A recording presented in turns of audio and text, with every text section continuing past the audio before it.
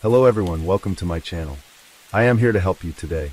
I know you use this video to fall asleep, so before that, like the video and subscribe to the channel.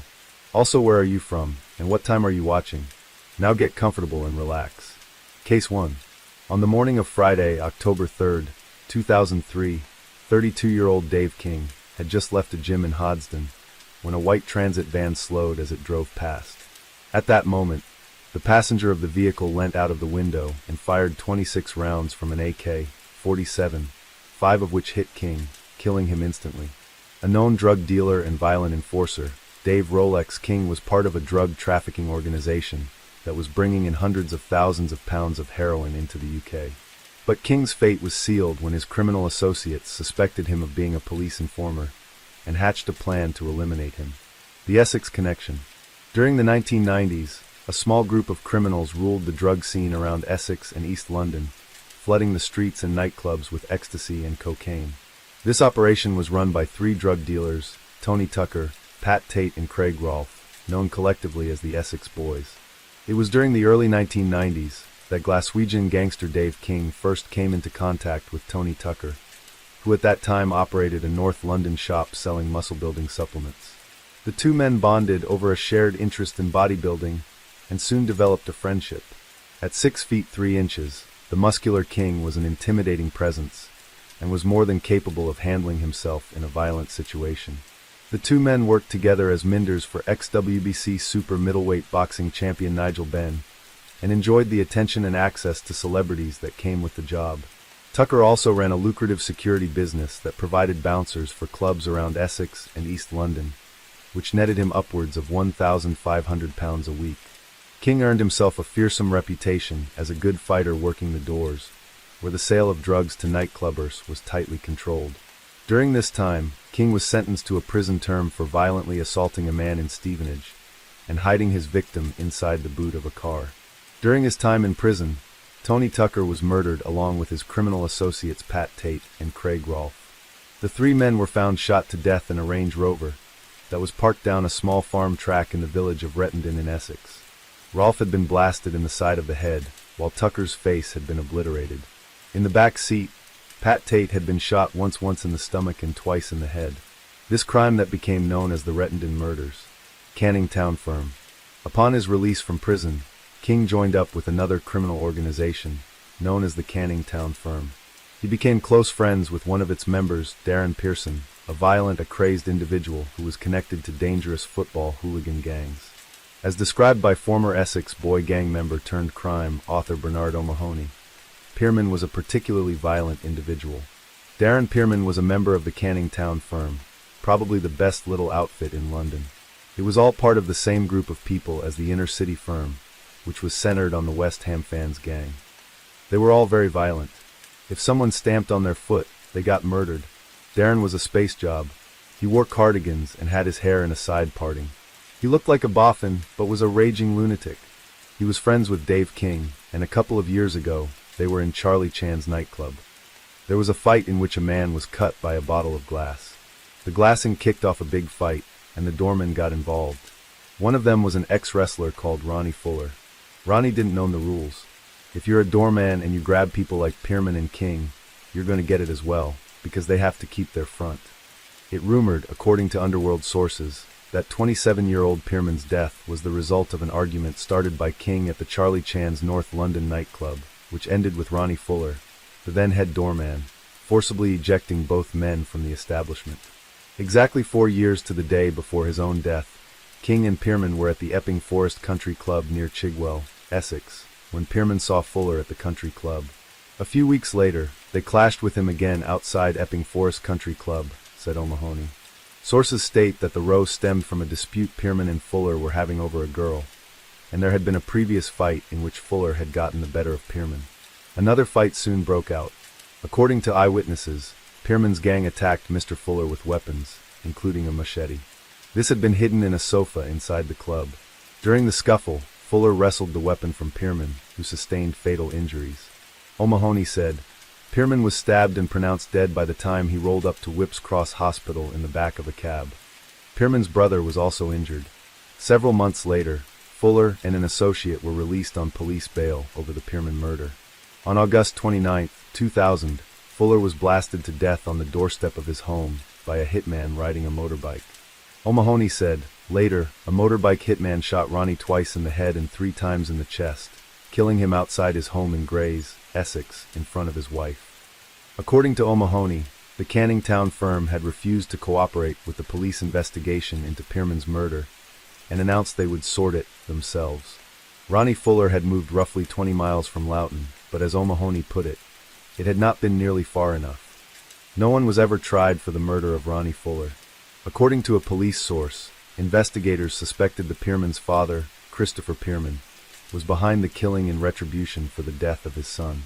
It was later revealed that at the time of the Pearman murder, the Epping Forest Country Club was owned by David Hunt, who is considered one of the most violent gangsters in the United Kingdom, and suspected head of the criminal organization known as the Hunt Syndicate. According to a former member of the Canning Town firm, King's presence within the gang resulted in bitter feuds. John Rawlinson said that King had angered many with his attitude. He joined up with our firm after coming out of prison, much against my better judgment. Once he did, he systematically began to turn everybody against each other, and caused a lot of bad feeling. Once former associate said of King, he was a nice fella in his own way, but you wouldn't want to get on the wrong side of him, while another said, he was a violent bully. Rolex Dave. Police investigations linked King to the lucrative London trade in stolen watches, something that earned him the sobriquet Rolex Dave. King was rumored to sell the stolen watches to the Bratva, or Russian mafia. Around this time, King began forming connections with other criminal groups. King eventually started his own nightclub in Stevenage called the Renaissance. It became known as a notorious center for drug dealing and was closed by the local council for non-payment of rent in 2002. One bar manager in the town said, it was a drugs haven. It was full of them. By the early 2000s, he expanded his criminal activities that included handling stolen property and drug dealing, and had begun trafficking large quantities of drugs into the United Kingdom. This lucrative but highly dangerous business had netted him hundreds of thousands in illicit profit, but also many enemies within the underworld. So lucrative was the drug trafficking business that King lived in a £554,000 home at Ardleigh, Herts, financed through his drug dealing and criminal activities. But Rolex Dave King knew the dangers he faced, and this was the reason why he took precautions wherever he went. One particular incident had caused King to suspect his life was in danger. In June 2002, a heroin shipment was intercepted by customs. A relatively common occurrence, however, this shipment was worth £100,000. King and 4 of his criminal associates were arrested over the 14 kilograms drug seizure. All 5 were charged with drug offenses, however proceedings against King, by then a father of 2, were dropped at an early stage. This prompted one of his co-defendants to shout in court that he was a grass, and soon caused a fallout within the criminal gang. His gangland associates had been harboring fears for some months that their firm had been infiltrated by a police or customs grass, and the ease with which King had got off pointed the finger towards him, said Detective Inspector Paul Maggie of Essex Police. D.I. Maggie said, "This is a tit-for-tat killing. King knew he had a problem, that there was a threat to his life." King took a contract out on Sharma. David Sharma, a one-time friend of King from North London, was so frightened of 6 feet 3 inches, 18 SD King, that he fled to Caen in the south of France and went into hiding under a false identity. When 2 of the other men arrested in the drug seizure along with King and Sharma, Roger Vincent and David Smith, heard about the threat to Sharma, they offered to have King shot in retaliation. Police said that was the motive for King's murder. Vincent from Penn, Bucks, and Smith, who lived in Borehamwood, Herts, contracted armed robber Dean Spencer from Manchester to carry out the hit. 31-year-old Smith armed himself with a Webley .38 pistol, loaded with 5 bullets, and went with another man to King's Stevenage home on September 22, 2003.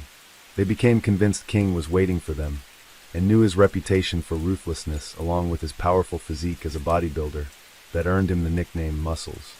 As they suspected, King had been forewarned about a possible threat to his, and was with minder Ian Crocker. During this time, he had also taken to wearing a bulletproof vest. Outside King's home, the 4 men were locked in a standoff before Spencer lost his nerve and fled. Having pulled out of the deal, Roger Vincent became violent when he found he would have to do the job himself. Spencer was later arrested for committing an armed robbery, and under questioning told detectives about the murder plot against King. During his later trial at Luton Crown Court, it was learned he told investigators, "When I saw how big he was and wearing that bulletproof vest, I knew my little gun would be useless against him." The assassination. When Vincent, a 33-year-old gangland debt collector and fixer, heard that Spencer had bottled out, he decided to take matters into his own hands. He enlisted the help of 33-year-old David Smith, who was to act as his driver and also assist with the murder. Aware that King knew about the murder plot against him, and that he routinely took to wearing a bulletproof vest, the two men got a Hungarian-made Kalashnikov AKS-47 machine gun and loaded it with full metal jacket, armor-piercing bullets. The AKS-47, an AK-47 with a folding metal stock, is issued mainly to paratroopers and members of elite special forces. The detailed planning that followed was conducted over mobile phones, and evidence from bills was used by the police to piece together the movements and motives of the main players. With forensic evidence left by the killer, CCTV recordings, descriptions of the suspects from witnesses, surveillance and recording of conversations, police were able to put together a profile of the murder, which was later presented to the court at the trial of Vincent and Smith. Vincent and Smith used a stolen white transit van and a stolen Mercedes as getaway cars, and proceeded to stalk King until they saw their chance to kill him. This came on October 3, 2003, when Dave King left the Physical Limits Gym in Brewery Road, Hoddesdon, Hertfordshire, in the company of his bodyguard, Ian Crocker. As the two men walked outside, a white van, driven by Smith, pulled up alongside King. In that moment, he must have realized what was about to happen. Sitting in the passenger seat, Vincent opened fire on King with an AK-47 Kalashnikov assault rifle, discharging at least 26 rounds of armor-piercing ammunition.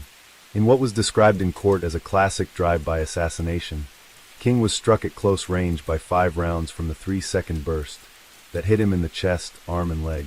He died instantly. Other rounds peppered King's car, others his friend Ian Crocker, and others were later found in the walls of the gym. Dead Inc. Maggie said, "Some of the bullets that hit the gym went through the wall and into the gym. It was the first time that weapon was used in Britain in automatic mode." The killers then made their getaway, torching the vehicles to cover their tracks. The investigation. However, the killers failed to adequately discard of crucial evidence linking them to the crime. Close to the burnout van, police found a discarded plastic glove. Inside was a palm print of David Smith. The day following the murder, a couple were walking beside Braid-on-Water at Great Yarmouth on the Norfolk Broads. Suddenly they spotted a man hurling a red sports bag into the water, before hurriedly running away. The walkers retrieved the holdall, and inside found it contained an AKS-47 assault rifle and spare rounds of ammunition. Police were able to prove the gun, which had previously belonged to the Hungarian prison authorities, was the same one used to kill Dave King. Further evidence was recovered from the murder weapon. On the lip of the curved ammunition clip they found a trace of Smith's DNA. Meanwhile, on a towel in the same bag, forensic officers found saliva DNA from Vincent, definitively linking him to the crime. Yet further evidence was uncovered on another towel that was found to contain fibers from a unique jute rug which was at a flat used by Vincent.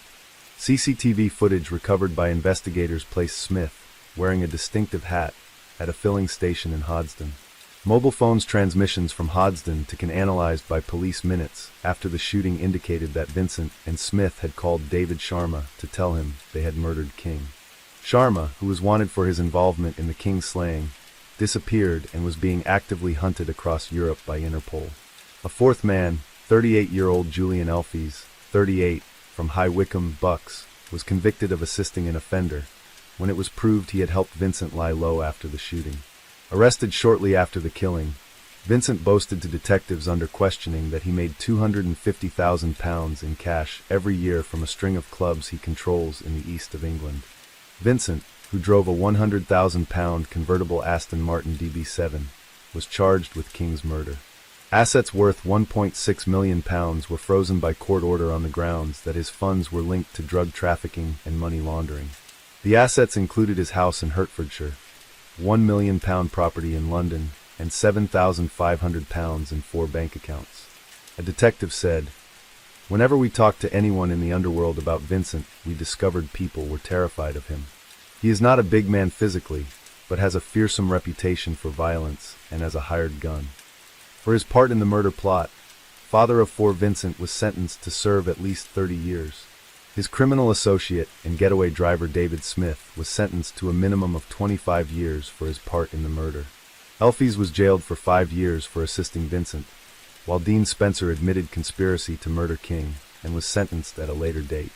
After they were convicted, Mr. Justice Wilkie said, "This was a thoroughly planned, ruthless, and brutally executed assassination of a criminal by a small team. It was committed in a public street during daytime and involved an automatic firearm. It was only by great fortune that no other passers-by were seriously injured or worse." The murder of Dave King had been orchestrated as part of a plot to eliminate him before he managed to kill David Sharma. The two killers were friends with Sharma and offered to wipe out King purely as a favor with no payment involved. Rolex Dave King was a dangerous individual, known for his violent tendencies and criminal activities. However, not everyone remembers him for the crimes he committed. His parents, Jimmy and Norma King, remember their Glasgow-born son as a football-crazy family man. In a statement after his death, they said, "He was ambitious for himself and for his family and wanted the very best for his children." A devout Muslim, David's bodybuilding formed a great part of his lifestyle. He was proud of his appearance and a perfectionist in all that he did. The violent death of Dave King came as a shock to the community in Hoddesdon, but in the criminal underworld, rivalries and killings are not uncommon. Despite this, a police source said, "Whatever someone's past, no one deserves to be killed like this." But it was the way of the world he operated in. Case 2. The story of Pat Tate is one of violence, drug dealing, and murder that continues to intrigue and fascinate decades after the case of the Rettendon murders, in which Tate's gang, the Essex Boys, were found blasted to death in a Range Rover. But who was Pat Tate, and how did he end up living a life of crime? Considered by one of his victims as a bully who deserved what he got, the fate of Pat Tate was inexorably linked to that of his fellow Essex Boys, who would meet their demise on a freezing and desolate country lane. Pat Tate lived a violent life, and naturally came to a violent end. But how he came to become associated with the Essex Boys, a drug-dealing group who controlled the flow of drugs in Essex, can be answered by the then-growing drug trade in the UK. Born on August 7, 1958 in Rockford, Essex, Patrick "Pat" Tate seemed to have a penchant for violence. By the time of death at the age of 37, Tate, who was 6 feet 2 and weighed 18 stone, often used his size and immense strength to intimidate anyone who stood in his way. Tate had an extensive criminal record, including convictions for drug offenses and armed robbery, and had once escaped from a courthouse at Billericay. On December 30, 1988, the 30-year-old Tate made a dramatic escape from the dock. Accused of robbery and possession of cocaine, bodybuilder Tate stood before the court. He suddenly lunged at 3 police officers, who were injured, as he powered his way out of the court towards a waiting motorcycle driven by an accomplice. One WPC received a black eye in the altercation, and another officer was kicked in the face as police tried to block Tate's escape.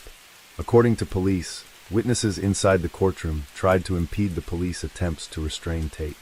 In the aftermath, roadblocks were set up but failed to trap Tate, who, sporting several tattoos and wearing a fawn top, light blue jeans, and a green sweatshirt. Tate subsequently fled to Spain, but was soon extradited back when he made the mistake of going to Gibraltar. Sentenced to 7 years imprisonment, Tate spent his time inside bodybuilding. By this time, he had started taking drugs.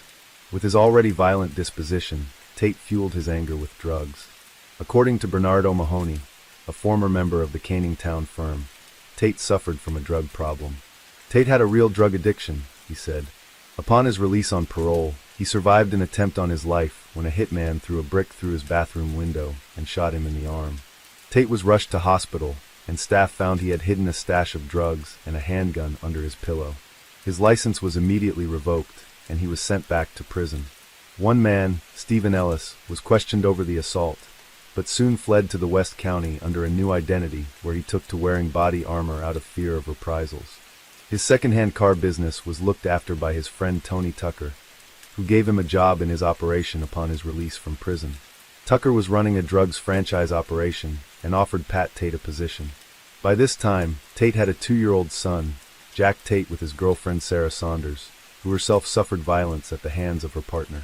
It was known to police that Tate domestically abused his girlfriend, and the couple split not long after his release from prison. O'Mahony said, "Look at Tate. He came out after 6 or 7 years inside, and within 5 months he was shot. 6 weeks after that, he was shot dead. 6 months he'd been out, and he was shot twice. I'm 60 and I've never been shot." O'Mahony said, "Look at Tate. He came out after 6 or 7 years inside, and within 5 months he was shot. 6 weeks after that, he was shot dead. 6 months he'd been out, and he was shot twice. I'm 60 and I've never been shot." Tate was described by his own mother as a liability who was often high on drugs, which made him paranoid and unpredictable. The night before he was murdered at Rettendon, Tate had telephoned the London Pizza Company in Basildon. He aggressively demanded a specially made pizza with 4 different toppings on each quarter. The manager, 21-year-old Roger Ryle, was busy and annoyed by the caller's attitude and so promptly hung up. Within minutes, Tate turned up at the store. There he picked up the till and smashed it against the wall, then punched Ryle and smashed his head into a glass plate on the sink of the bathroom. Ryle, like many others who encountered Tate, refused to press charges. One associate said of Tate, "A room would darken when he entered it." Another ex-girlfriend of Tate's is Lizzie Fletcher. She provided statements about Tate's behavior on the evening before his murder, offering insights into his activities and state of mind during that time. On the morning of December 7, 1995, Ken Jiggins and his friend, Farmer Peter Theobald, came across a metallic blue Range Rover, parked in front of a locked gate on Workhouse Lane in the small village of Rettendon, Essex. Initially, the 2 men suspected the seemingly sleeping occupants might be poachers. However, as they neared, they could see that 2 men inside were dead. While Jiggins phoned police, Theobald got a closer look and saw that another man was dead in the back seat. At around 8:30 a.m. that morning, Detective Superintendent Ivan Dibley received a telephone call that a triple murder had been committed. A 40-strong squad descended on the crime scene that cold winter morning, which had been a regular spot for courting couples. The passenger was identified as Tony Tucker, Pat Tate's 38-year-old friend and business partner. He suffered a catastrophic facial injury caused by a shotgun blast that almost completely obliterated his features. In the driver's seat was 26-year-old Craig Rolfe, the third member of the firm known as the Essex Boys, who had also been hit by a shotgun blast to the side of his face, leaving a large hole in the side of his head. Taken by surprise, he still had his foot on the brake pedal. The man in the back seat was Pat Tate, his head smashed through the back window after he was shot once in the head and once in the stomach. It had all the hallmarks of a cold-blooded execution, and none of the victims had time to react. Detectives began to piece together the sequence of events and determine whether the killer or killers had been seated in the Range Rover with the victims or had ambushed the men from outside the vehicle, blasting them to death before they realized what was happening. Det Superintendent Dibley said, "This is not an ordinary murder. It looks as if they were enticed down there. As far as murders go, you don't get any more serious than this." The killer fired off 8 rounds, leaving the spent cartridges where they fell, possibly because it was too dark to retrieve them. 3 shots were fired off in quick succession, killing Rolfe, then Tucker. It was surmised that before he could react, Tate was shot in the abdomen. The gunman then reloaded the shotgun, before shooting him twice in the head, and for good measure then fired another shot each into the already dead Tucker and Rolfe. It was strongly suspected that Tate had been the prime target. The others were merely collateral damage. A post-mortem examination found Pat Tate had a combination of cocaine, heroin, and cannabis in his bloodstream, along with steroids.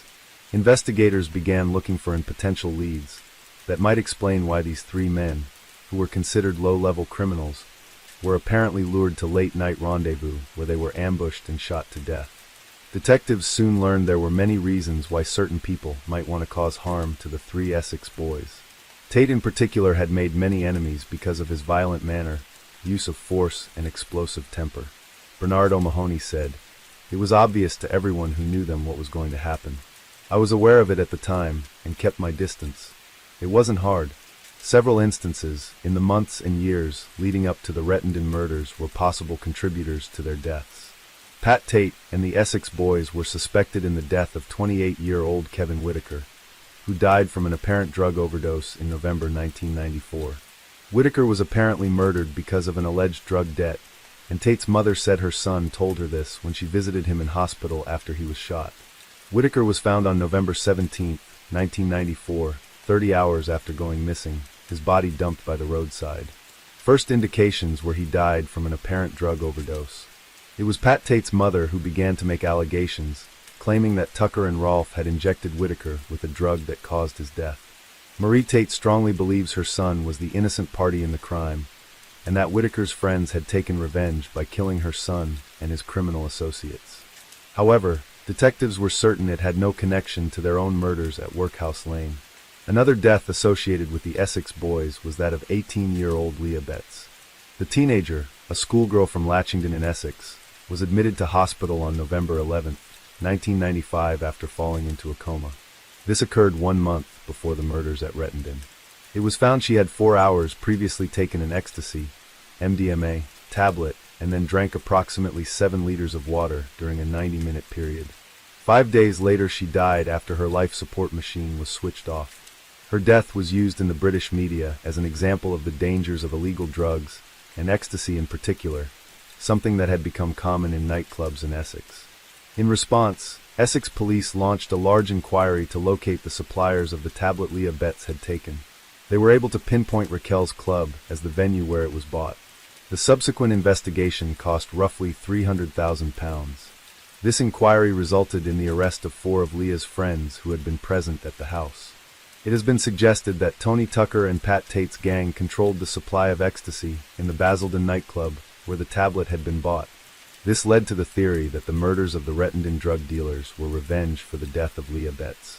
In May 1996, a break in the case was made when 3 men were arrested during a police and customs drugs operation. 52-year-old Michael Steele, 33-year-old Jack Hooms, and a 3rd man were arrested and held on suspicion of importing drugs. These 3 men were soon linked to the Rettendon murders of Pat Tate, Tucker, and Rolfe. Facing a murder charge, one of the men, Darren Nichols, started to confess the role he played in their deaths. Nichols claimed to have met Steele, Hooms, and Tate a few years earlier while serving a prison sentence for distributing counterfeit currency at Hollesley Bay Prison in Suffolk. Upon his release, Nichols joined Steele's smuggling organization, making trips to Amsterdam. Michael Steele was considered a sophisticated Essex drug smuggler, and in November 1995, he supplied a consignment of cannabis with a street value of around £350,000 to Tate, Tucker, and Rolfe. This is considered the catalyst for the subsequent Rettendon murders. It turns out the quality of the drugs were so poor that Steele agreed to take back the cannabis and return a deposit of around £70,000. The money was paid, but Tate denied getting it and also failed to return 1/3 of the drugs haul. When Steele protested, Tate threatened to shoot him after making him beg on his knees. A furious Tate boasted he would kill the smuggler in revenge for the incident, and Steele, who had developed a close relationship with Tate's ex-girlfriend, who told him of the threats and caused him to make the first move. 6 weeks before the murders, Steele contacted Nichols and asked him to get him a gun. Shortly after, Pat Tate, Tucker, and Rolfe were invited to look at the farmer's field where, as part of their smuggling operation, the alleged drug plane would land. Nichols told police what happened next. As Rolfe's Range Rover approached the locked gate at the bottom of Workhouse Lane, Steele jumped out to open it. At the same moment, Jack Hooms, known as Steele's right-hand man, leant in with a pump-action shotgun and began blasting the 3 men inside. Moments later, Nichols was called by Hooms, asking to pick them up. As the 2 men got into the back of his car, he noticed they were spattered in blood and realized what had happened. Steele apparently said, "They want fuck with us again." When Pat Tate was found blasted to death alongside his fellow Essex boys, Tony Tucker and Craig Rolfe, arrangements were made by his family to lay him to rest. In January 1997, his flower-decked horse-drawn carriage led his coffin towards the Pitsea Church steps where the vicar waited to carry out the service. Police directed traffic as a bell tolled for the 25-minute service, during which a brother gave a touching tribute. One floral tribute said simply, "Daddy." Another card read, "Thanks for the good times. I will never forget you, your baby son Jordan." Roughly 60 mourners, close family and friends of the dead man sang, "All things bright and beautiful," and recited the 23rd Psalm, "The Lord is my shepherd." Pat Tate's headstone displays all the ostentation of his funeral service and carries a photograph of him.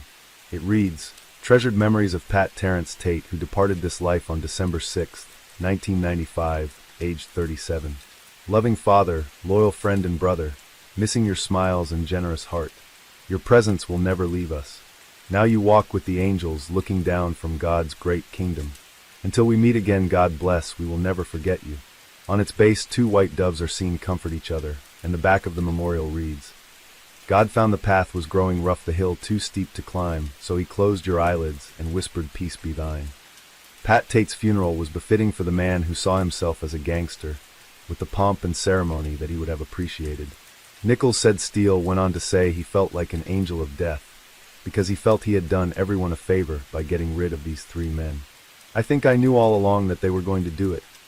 With Nichols turning Supergrass, Michael Steele and Jack Hooms went on trial in late 1997 based on his testimony. Charged with murder, Nichols said he had little choice but to help the investigation and point the finger of blame at his former friends. The trial lasted 4.5 months, and the court proceedings were believed to have cost well over £1 million. Hooms and Steele's lawyers claimed Nichols had fabricated his story. On January 20th, 1998, the jury started deliberation for 4.5 days. When they returned, guilty verdicts for both defendants were handed down. The weight of evidence had been mobile phone records used to corroborate the informant's testimony, the reliability of which were raised afterwards. Michael Steele and Jack Hooms were convicted of the 3 murders and given triple life sentences. Darren Nichols was placed in the Witness Protection Program, with new identities for him and his family. The murders of Pat Tate, his boss Tony Tucker, and their fellow Essex boy Craig Rolfe have influenced several movies about their time as one of the criminal gangs supplying drugs and exploits as dangerous hard men in the Essex criminal underworld. Case 3. On the evening of December 6, 1995, a group of young men arrived at a small farm located in the village of Rettendon in Essex.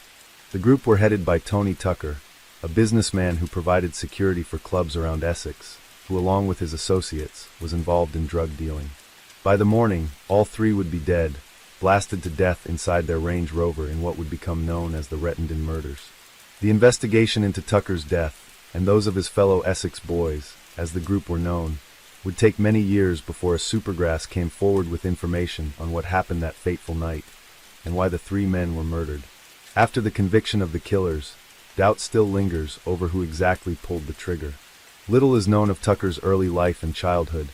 However, what is known is that he held aspirations from a young age of being a tough guy, someone who could hold their own in a fight and who people came to fear. With a taste for expensive things, Tucker strove to get what he wanted in life, even if that meant acquiring it through illegal means. As the leader of the Essex Boys, the drug-dealing gang who operated throughout Essex during the 1990s, Anthony "Tony" Tucker was a feared figure in the criminal underworld. He operated a security business that provided personnel for clubs around Essex. It was through this line of work that Tucker came to meet boxer Nigel Benn. A bodybuilder who regularly frequented the gym, Tucker started acting as a bodyguard for Benn, alongside minder David "Rolex Dave" King. This provided Tucker with the opportunity of meeting other celebrities, ensuring the expansion of his business. He was often seen at ringside during Benn's fights, as part of his entourage. A close associate of Pat Tate, another violent Essex criminal, who spent time in prison for drug offenses and robbery. Although the pair were known for their violence, they held a measure of respect for one another. While Tate was in prison, his second-hand car business was run by his friend Tucker, who then gave Tate a job upon his release. Known for his large physical presence and violent temper, Tate was instrumental in Tucker's drugs franchise operation.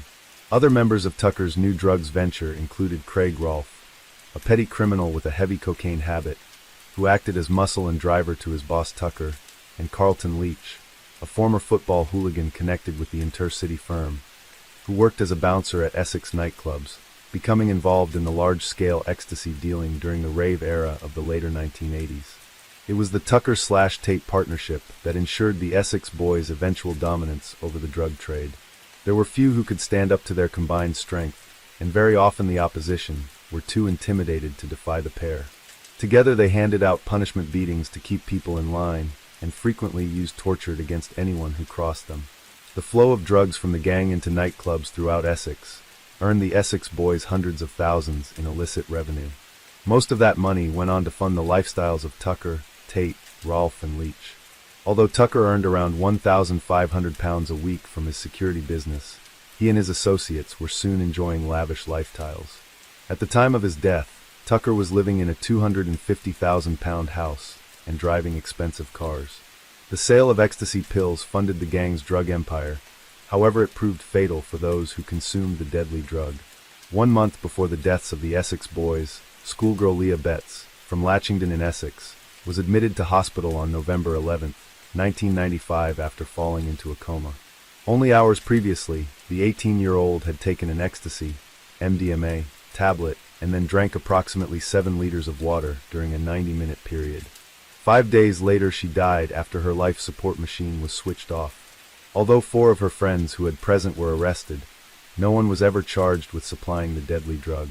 Her death was used in the British media as an example of the dangers of illegal drugs, and ecstasy in particular. In response, Essex police launched a large inquiry to locate the suppliers of the tablet Leah Betts had taken. Leah had bought the tablet from Raquel's Club, a Basildon nightclub, where Tucker's gang allegedly controlled the supply of ecstasy. On the morning of December 7, 1995, 2 men discovered a seemingly abandoned Range Rover, parked in front of a locked gate leading to an angler's carp pond near the shooting area on the land of farmer Ken Jiggins, in the small village of Rettendon. That cold December morning was frosty, however the windshield of the vehicle was clear. When Jiggins and his friend Peter Theobald got closer, they could see 2 men in the driver and passenger seats. Thinking the men were asleep, they went to inspect and found the 2 men, and a third in the back seat, all dead. The 2 men called police, who arrived shortly to seal off the crime scene and preserve evidence. Detective Superintendent Ivan Dibley was soon on the scene, and the task of identifying the 3 men was the top priority. Each of the victims had been shot twice in the head with what appeared to be a 3-round pump-action 12-bore shotgun. The passenger had suffered a particularly brutal shot to the side of the face, while the passenger had received a direct hit to the back of the head, which obliterated the lower half of his face. The passenger was soon identified as 38-year-old Tony Tucker, while the other 2 were found to be 26-year-old Craig Rolfe in the driver's seat and 37-year-old Pat Tate in the back seat, who had suffered a shot to the stomach before being hit twice in the head. Police knew each of the victims as local hardmen and small-time gangsters. All 3 were known drug dealers with criminal records, who used their physical strength to intimidate and cause fear to their enemies. And these men had many enemies in their line of work. For all intents and purposes, it appeared to be a gangland reprisal. Det Superintendent Dibley said, "This is not an ordinary murder. It looks as if they were enticed down there. As far as murders go, you don't get any more serious than this." The killer fired off 8 rounds, leaving the spent cartridges where they fell, possibly because it was too dark to retrieve them. It is possible the killings had been a professional hit, because 2 of the victims died within 2 seconds, while the third, the back-seat passenger Pat Tate, had possibly witnessed what happened to his 2 companions and attempted to escape, but was killed soon afterwards. After the murders were announced in the press, there was little outpouring of grief, except from the families and friends of the deceased, with many suggesting the 3 men had gotten what they deserved. Professional boxer Nigel Benn said of his death, "I have known him since I came out of the army. It is very tragic." D.S. Dibley said, "The public aren't too happy either about so much time being spent on such lowlife.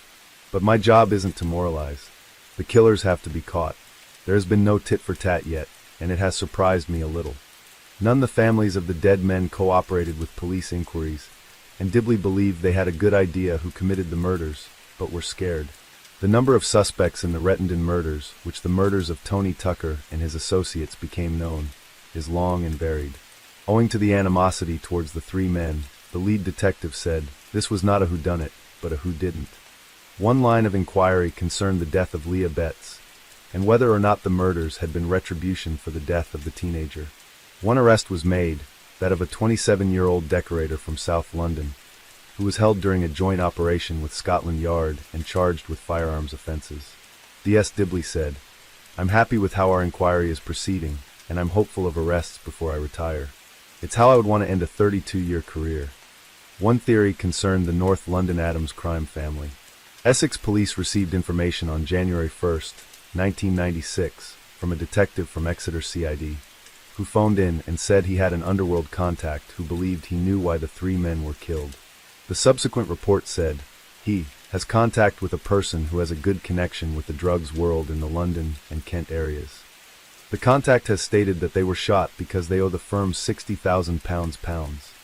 The document added, he has lots of phone inquiries in hand, which say can be connected with our murder inquiry. The man, who was 36 at the time, was described as a doorman/bodybuilder type and an associate of the Adams crime family. It wasn't until May 1996 that a break was made in the case. 3 men were arrested during a police and customs drugs operation. 52-year-old Michael Steele, 33-year-old Jack Hooms, and a third man were arrested and held on suspicion of importing drugs. Through dedicated police work, a link was made between the 3 men and the murders of the Essex boys. Facing a murder charge, the third man, convicted fraudster Darren Nichols, began confessing to police his role in the murders. He claimed to have met Steele, Hooms and Tate a few years earlier while serving a prison sentence for distributing counterfeit currency at Hollesley Bay Prison in Suffolk. Upon his release, Nichols joined Steele's smuggling organization, making trips to Amsterdam. While there, Nichols purchased hundreds of kilos of cannabis on behalf of Steele and Hooms, which he then drove to the Belgian coast. From there he would meet up with Steele's speedboat, and the drugs were then taken across the channel and deposited on the Essex coast, where they would be distributed later. The mastermind of this operation, Mick Steele, was described as a sophisticated Essex drug smuggler. He soon became involved with the Essex boys. In November 1995, he supplied a consignment of cannabis with a street value of around £350,000 to Tate, Tucker, and Rolfe.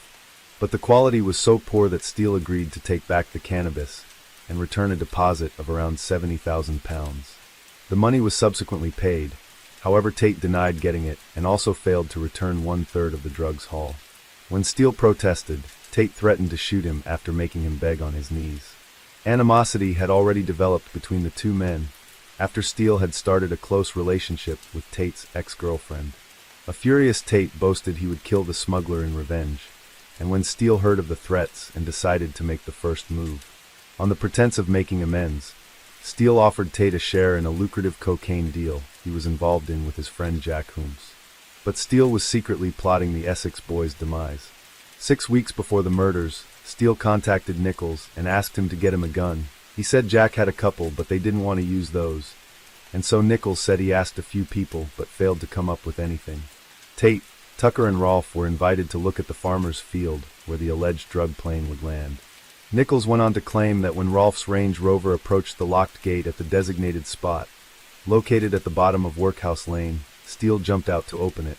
At the same moment, Jack Hooms, who acted as Steele's right-hand man, leaned in with a pump-action shotgun and began blasting the 3 men inside.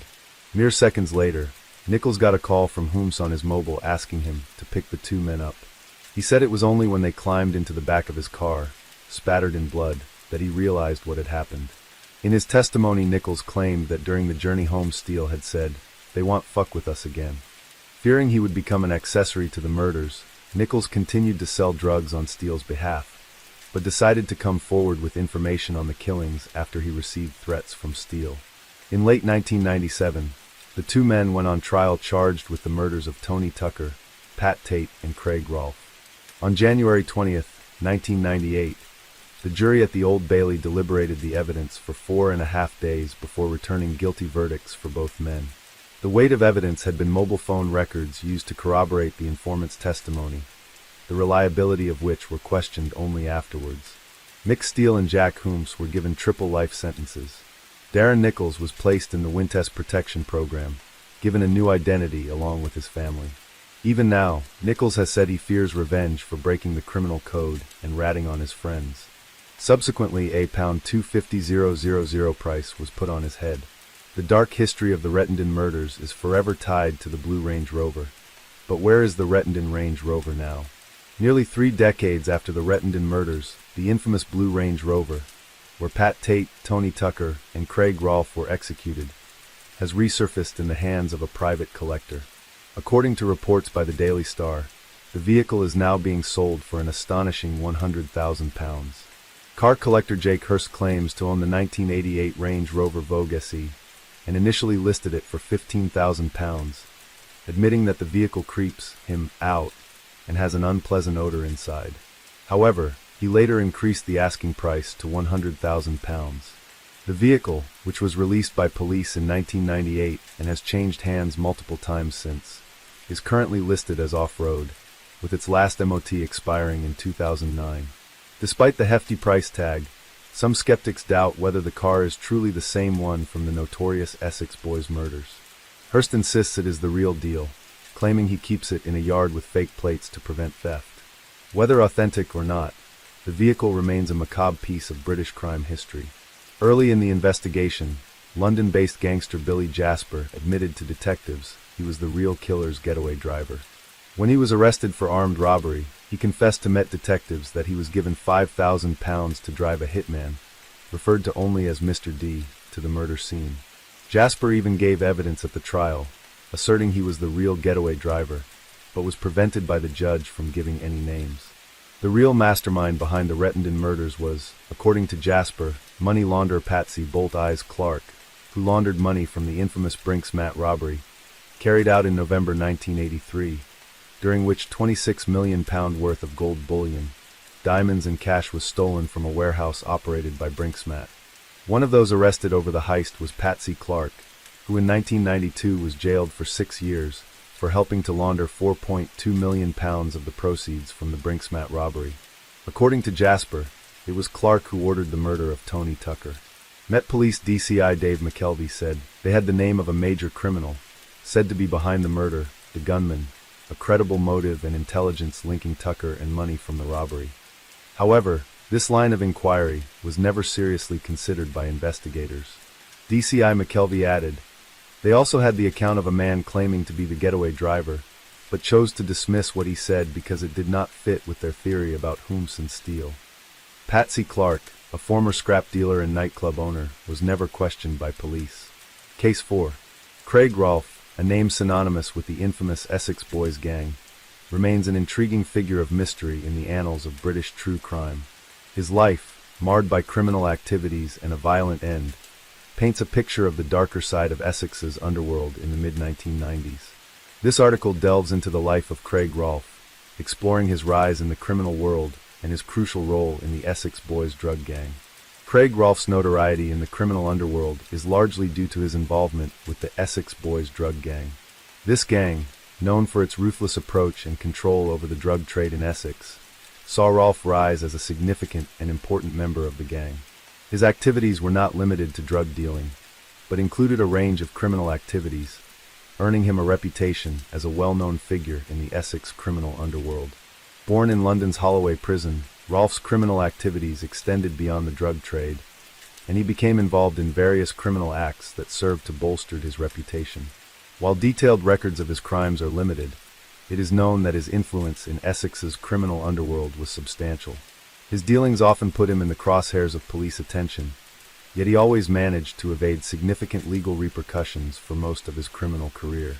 While much of Craig Rolfe's life was shrouded in the activities of the Essex Boys gang, there was another, more personal side to him. His relationship with Donna Jaggers, his long-term girlfriend, and their child, whom he left behind, reveals a different aspect of Rolfe. Donna Jaggers, who had been in a relationship with Rolfe for 7 years, was the mother of his child, just 6 years old at the time of the murders. Her emotional response to the tragedy, breaking down in tears in front of journalists, highlighted the profound personal loss behind the publicized criminal facade. The current whereabouts of Donna Jaggers are unknown.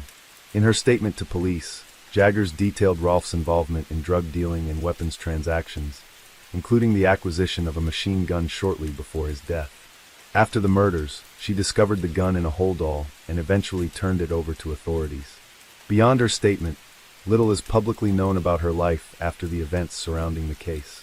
I am the girlfriend of Craig Rolfe and have known him for 15 years. We first met when I moved to Basildon with my parents. I started going out with Craig when I was 18, but that was quite a casual relationship. In 000088, just after my 19th birthday, we started a serious relationship, and soon after that I moved in with his parents at Basildon. I fell pregnant, and in 001289, I gave birth to our daughter Georgie. We had moved into a hostel, and were then given 105 spurriers laid on. During this time Craig was working on building sites doing dry lining. We then moved to 21 Bardfield, Vange, but I cannot be sure of dates or when this was. In 000394 Craig bought 8, Calshot Avenue, Chafford 100 Grays. The house at Bardfield was in my name, and I managed to swap this house through the council for my current address. The neighbors at Bardfield were very nosy, and I wanted to avoid problems due to the fact that I only went back there once a week to collect mail, etc. I took my current address with a view to buying it and then renting it out. My relationship with Craig was strong. He trusted me and told me most things that he was up to. In 000595, I had had enough of the drugs. He was using them himself and involved with them in dealing. I moved out of the Calshots address and went to my current address. After about 3 weeks, Craig came back and told me that he was going to make an effort to kick his drug habit. I knew instinctively that he meant this, and we went away on holiday to the Norfolk Broads for a week. When we came back, he had one lapse but stuck to it. Most weekends Craig used to go out, and I knew that he took smaller amounts of cocaine and used ecstasy, but not on the scale that he had been. I was aware that Craig's associates were Tony Tucker and Patrick Tate. During the mid to end of 001195, I was aware that they had something going on which, at this time, I am not willing to discuss. Craig told me that he was going to pick up a machine gun with a silencer and ammunition for their business. He told me that it was coming from a man I know as Mad Mick, who comes from London. I do know that this person is Mick Bowman. I asked Craig how much the gun was going to cost, and he told me that it was being borrowed and was going back to Bowman.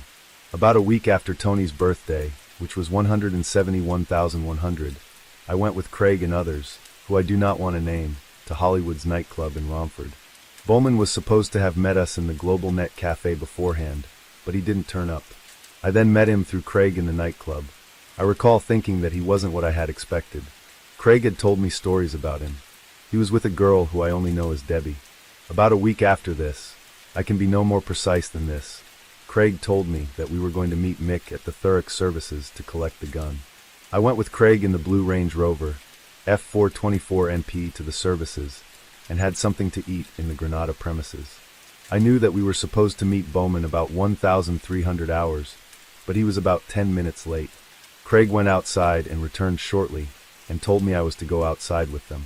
When I got outside, I saw that Bowman was there with a white VW Corrado car, and there was another male with an old green Vauxhall Cavalier. Bowman was acting very paranoid, and I took it that he was on cocaine, and was acting hyper because of the situation with the gun. I am aware how people behave when they have taken cocaine, and that is how Bowman appeared to me. Bowman was trying to organize how they should drive off to a different location. Craig then suggested we should lead. The Cavalier should go in the middle, and then Bowman at the end. This only took a matter of minutes. Craig and I then got into the Range Rover and drove onto the A13 and traveled along to the Five Bells roundabout. We then came all the way around the Five Bells roundabout, and Craig pulled up onto the Eastern Garage's parking area. The Cavalier parked behind us, and Bowman parked the Coracle behind that. We all got out, and I started to walk away to stay out of the way. I saw a blue/gray holdall come out of the boot of the Cavalier and go into the boot of the Range Rover. The driver of the Cavalier was a small man about 5 feet 6 inches tall, early 20s or early 30s, of thin build. He had short cropped hair and wore glasses. I did not hear him speak. I am unable to say who took the holdall out of the Cavalier, but I believe Craig would probably have put it in the Range Rover, because he was impatient like that. Craig called me back to the car, and I got into the front of the Range Rover. I recall Bowman got into the back of the car and told Craig that he wanted the Range Rover once Craig had finished with it. Bowman then got out of the car, and Craig and I drove off, and went to Patrick Tate's bungalow in Gordon Road, Basildon. Craig had told me that Tate had spoken with the garage proprietor at Eastern Garages, a man called Barry Dorman, and told him that he had to buy Bowman's Corrado. I was aware that Bowman was going to stay behind at the garage and speak to Dorman about this. I recall seeing the two men walking towards one another when I was in the Range Rover. When we arrived outside Pat's house, Pat and Tony Tucker were sitting in Anna Whitehead's, Tucker's girlfriend, Suzuki Vitara. I cannot remember if Craig had spoken to them on his mobile phone prior to arriving at the house. Tony and Pat got out of the Vitara, and Craig took the holdall and gun from the boot, and all three went into the house. Sarah Saunders was at this time moving her stuff out of the house with the help of two friends. I didn't want to get involved in what was potentially a difficult situation, so I stayed in the car. Craig was in the house for about 10 to 15 minutes, and then returned to the car with the holdall and gun. He put the items back in the boot, and then drove to 108 Mill Green, where the gun and holdall were put into the loft.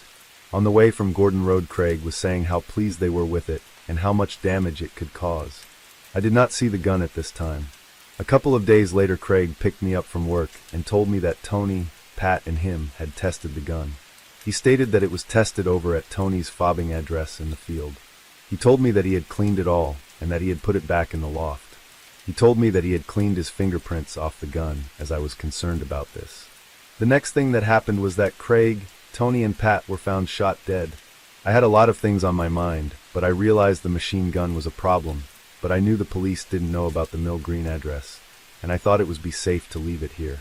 During the Christmas period of 000095, Craig's brother moved my belongings from Chafford 100 to the Mill Green address. First thing after New Year 000096, I moved into Mill Green. I had only been in the house for a couple of days when I decided that I was going to have to do something about the gun. I spoke to Craig's mom about it, and she suggested that I took it round to her house. She was trying to get me to sort it out. I put the holdall on the dining room table, and I opened the bag. Until this point, I had not seen the gun. It was a dull silvery gray color. I only opened the top of the bag and did not see the silencer or ammunition. However, I believed they were in there because Craig had told me. I was now in a position where I had to make a decision as to what I was going to do about it. I left the gun in the bag and left it with Craig's mother. A couple of days later, I contacted D.I. Florence, who came to see me the next day. I only told him that I wanted to see him, but didn't tell him what it was about. About 11:45 on Thursday, 110196, D.I. Florence came to see me at Mill Green, and I told him about the gun at Craig's mother's house. I then took Mr. Florence to 158 Beam Bridge, Basildon, where I saw Craig's mother. I asked her where she had put the holdall. I then went to the shower room, which is on the ground floor, and put the holdall on the dining table for Mr. Florence to see. He asked if any of us had touched it, and he took it into his possession. At this time, this is all I can say about the gun.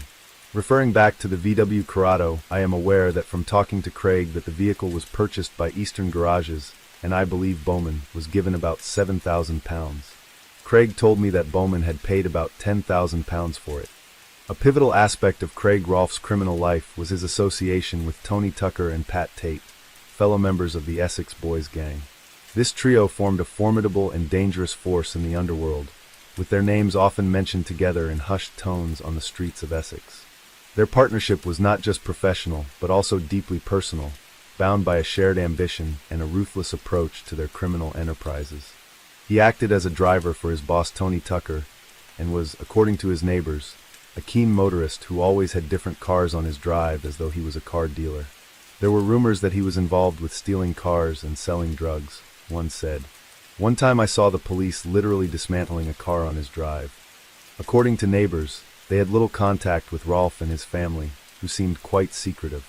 They were rarely seen, one resident said.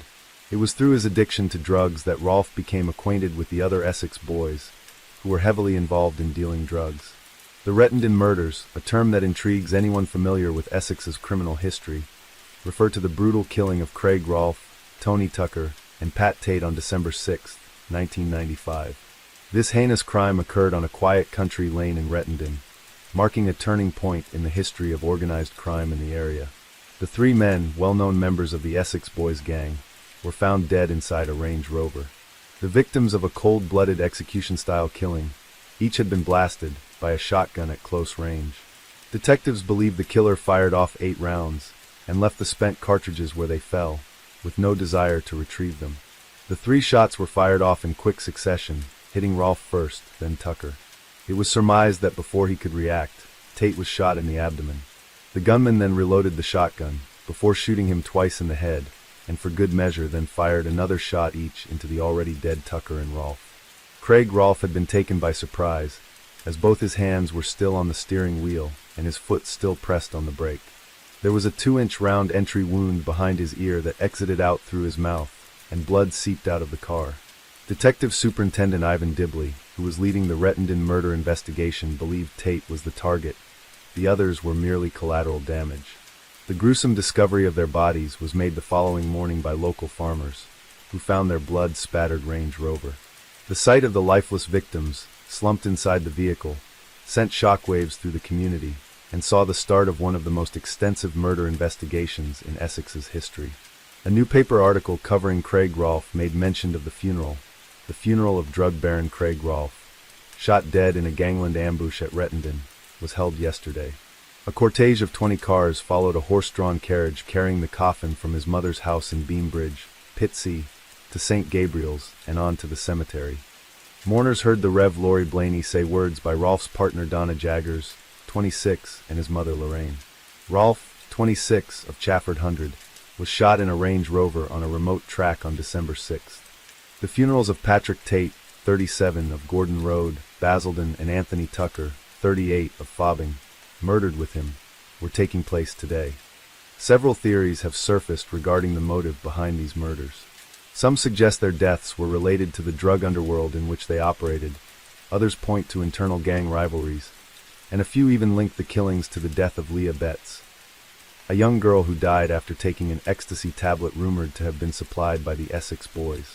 Despite extensive speculation, the true motive behind these murders remains a subject of debate and mystery. The investigation into the Rettendon murders was both complex and extensive, involving numerous police resources.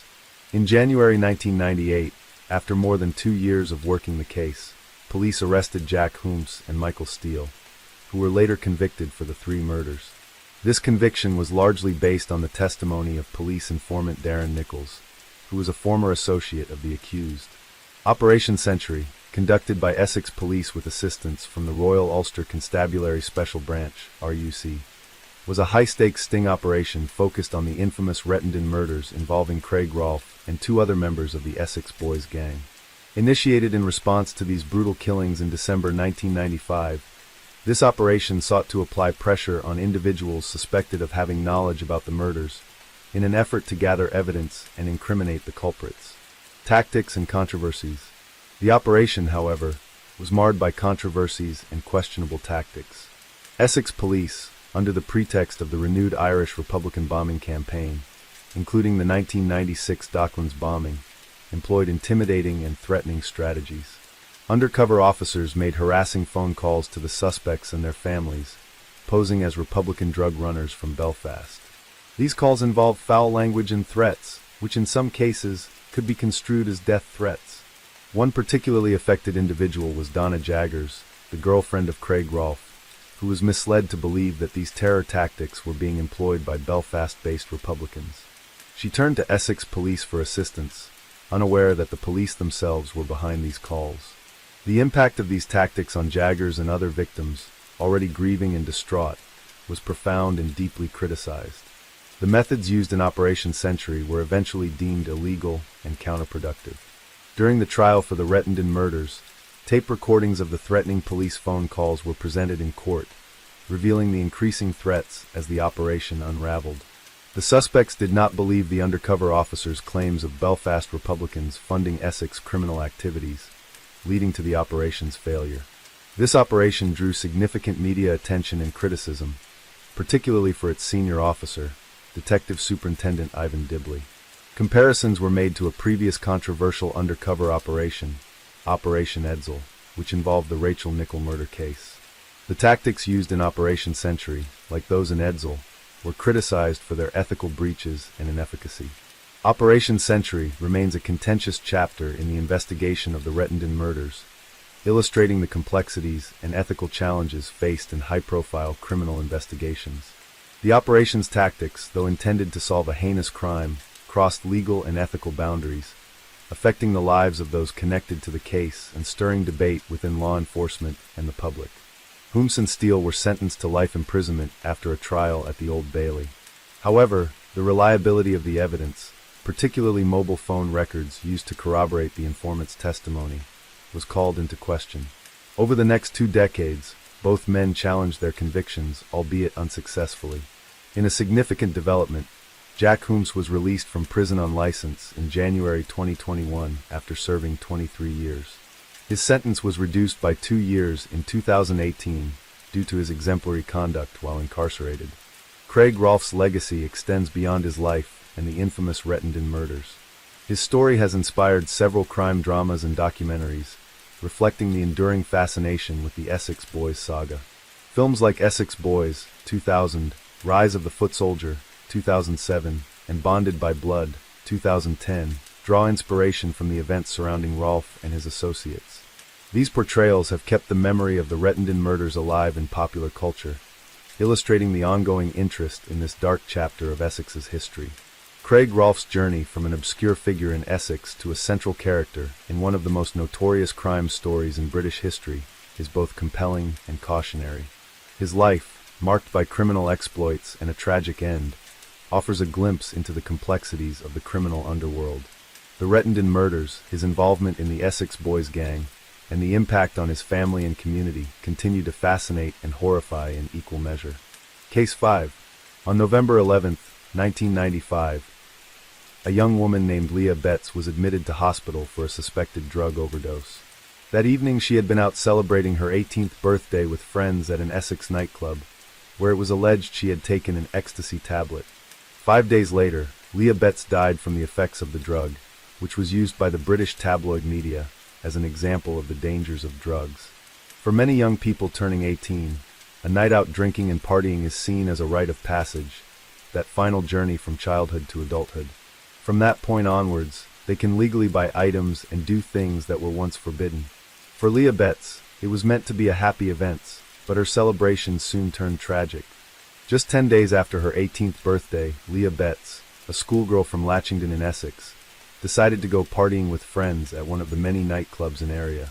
At some point in the evening, the group of friends went to Raquel's club, where one of them bought a bag of ecstasy, MDMA, tablets from a dealer that were stamped with an apple symbol. It is unknown who provided a tablet to Leah Betts, but 4 hours after taking one, and after drinking approximately 7 liters of water during a 90-minute period. This was following common advice at the time to drink more fluids after taking an excessive dancing post-drug that could lead to dehydration, which in turn exacerbating her hyponatremia, a symptom known as SIADH. As a result, Leah began drinking an unsafe amount of water. With the drug affecting her bodily systems, she felt unwell and was taken to Broomfield Hospital in Chelmsford, where she would remain until she died, just 5 days later when the life support machine keeping her alive was turned off. This decision was taken by her family, who were told she would not recover from the effects of the drugs she ingested. A post-mortem found that because of the drug's effects of her bodily functions, she was unable to relieve herself after drinking so much water. As a result, she suffered water intoxication and hyponatremia, which led to her brain swelling. This is what caused her to fall into a coma, from which she never recovered. Sat at her bedside was her father Paul Betts, an ex-policeman, her stepmother and her brother William, who was 7 years younger. Look what can happen when young people don't listen. One tablet could end her life. What sort of a buzz is that, for God's sake? She's 18, said Paul. I don't know whether she is going to see 19. At the inquest, it was stated by toxicologist John Henry, who had previously warned the public of the danger of MDMA causing death by dehydration. If Leah had taken the drug alone, she might well have survived. If she had drunk the amount of water alone, she would have survived. The death of Leah Betts was a direct result of the ecstasy, MDMA, tablet she was supplied and had taken, and so Essex police launched a large inquiry to locate the suppliers of the tablet she had taken. A team of 35 officers were able to pinpoint Raquel's club as the venue where it was bought. Detectives arrested and charged 4 of her friends who had been present at the house as a result of the investigation. Of these 4, only 2 were prosecuted. 1 received a conditional discharge, while the other was acquitted after a retrial. The identity of the dealer remained a mystery, as did the group behind the supply of drugs, with the whole investigation cost roughly £300,000. The death of Leah Betts caused fear and shock across Britain, with many parents worried about dangers such drugs posed to their children. Leah was a young woman from a middle-class family, who, it was believed, had never done drugs before. The British press used the incident as a prime example of the dangers of drug use. Every so often an event occurs which shocks us out of our apathy. The tragedy of Leah Betts is such an event, Liverpool Echo journalist Walter Huntley said at the time. Police confirmed that the drug Leah had taken was not contaminated, and that she had died from the effects of the drug on its own. 1 month after the tragic death of Leah Betts, the bodies of 3 men were found inside a Range Rover on a quiet country lane in Rettendon. The victims, who had been shot to death inside the vehicle, were later identified as local drug dealers Tony Tucker, Pat Tate and Craig Rolfe, who were known as the Essex Boys. It soon became reported in the press that Tucker's gang had been responsible for the control of drugs in Raquel's club, the Basildon nightclub where the ecstasy tablet that caused Leah Betts' death had been bought. This in turn led to the theory that the murders of the Essex boys was in retaliation for her death. The father of Leah Betts, a retired Met firearms officer, was even pulled in for questioning over the shootings. Paul Betts said, "I nearly got nicked for the murders. At the time I was running a clay pigeon shooting business, and the police took all my guns. But I hadn't heard of any of the murdered three." Despite this theory, there was never any evidence that linked the three murdered drug dealers to the supply of drugs that caused Leah Betts' death. The murder of the Essex boys was later attributed to an underworld feud that caused a fallout between Tony Tucker, Pat Tate, and Craig Rolfe, and two associates who were later convicted of their murders. An anti-drug campaign featured a picture of Leah Betts smiling, with the caption sorted, "Just one ecstasy tablet took Leah Betts." A haunting image of Leah Betts on life support in her hospital bed that was released by her family has become one of the defining images of the dangers of drug use in Britain. Case 6. Many people throughout the world enjoy following their favorite celebrities, with some even wishing they could meet them someday. Then there are people who hold more than just a passing interest and would want to pursue a relationship. One of those people believed she had fulfilled this dream when she entered into a relationship with a Hollywood actor. Sadly, it turned out that unscrupulous scammers had deceived the poor woman out of $850,000 with a Brad Pitt scam. Online scammers have been around for as long as the internet itself. They pose as someone in need, hoping their victim will send them money. Romance scams are even more insidious when they prey on the lonely and desperate. In the U.S. alone, more than 64,000 Americans were scammed out of a total of over $1 billion in 2023. This was double the $500 million just 4 years earlier. On January 12, 2025, French broadcaster TF1 aired a program about a woman who reportedly believed she had been in a committed relationship with Hollywood actor Brad Pitt for a year and a half. When the story attracted national attention, the broadcaster withdrew it after the victim began receiving mockery from online social media posters. The 7 to 8 program gave details about the scam, in which the victim, 53-year-old interior designer Anne, had lost her life savings and tried to take her own life 3 times since the scam came to light. TF1 announced it had removed the show on, and after her testimony had sparked a wave of harassment. Despite its removal, the program can still be found online. Further mockery came from Netflix France, who put out a post on X advertising for films with Brad Pitt for real. The post was later deleted, while French football club Toulouse FC made a formal apology to, and after it said, "Hi Anne, Brad told us he would be at the stadium on Wednesday, and you?" It was explained in the program that Anne was first contacted by someone when she downloaded Instagram in February 2023. At that time, she was still in a marriage to a wealthy entrepreneur. The individual who made contact claimed to be Brad Pitt's mother, Jane Etta, who told her son needed a woman just like her. The next day, someone claiming to be Pitt messaged Anne, which immediately made her suspicious. "At first I said to myself that it was fake, that it's ridiculous, but as someone who isn't very used to social media, I didn't really know what was happening to me," she said. The two began a lengthy correspondence, and at one point, the person claiming to be Brad Pitt said he tried to send her luxury gifts. He then went on to explain that he was unable to pay customs on them, as his bank accounts were frozen. This was due, he said, to the divorce proceedings with actress Angelina Jolie, and promptly transferred €9,000 to the scammers. "Like a fool, I paid. Every time I doubted him, he managed to dissipate my doubts," she said. The request for more money continued, and the pressure was increased when the fake Pitt said he needed money to pay for kidney cancer treatment. In an effort to convince her, the scammer sent multiple pictures depicting the 61-year-old actor in a hospital bed, with bandages wrapped around his head, and even one of him on the operating table. Unbeknownst to Anne, these were AI-generated images.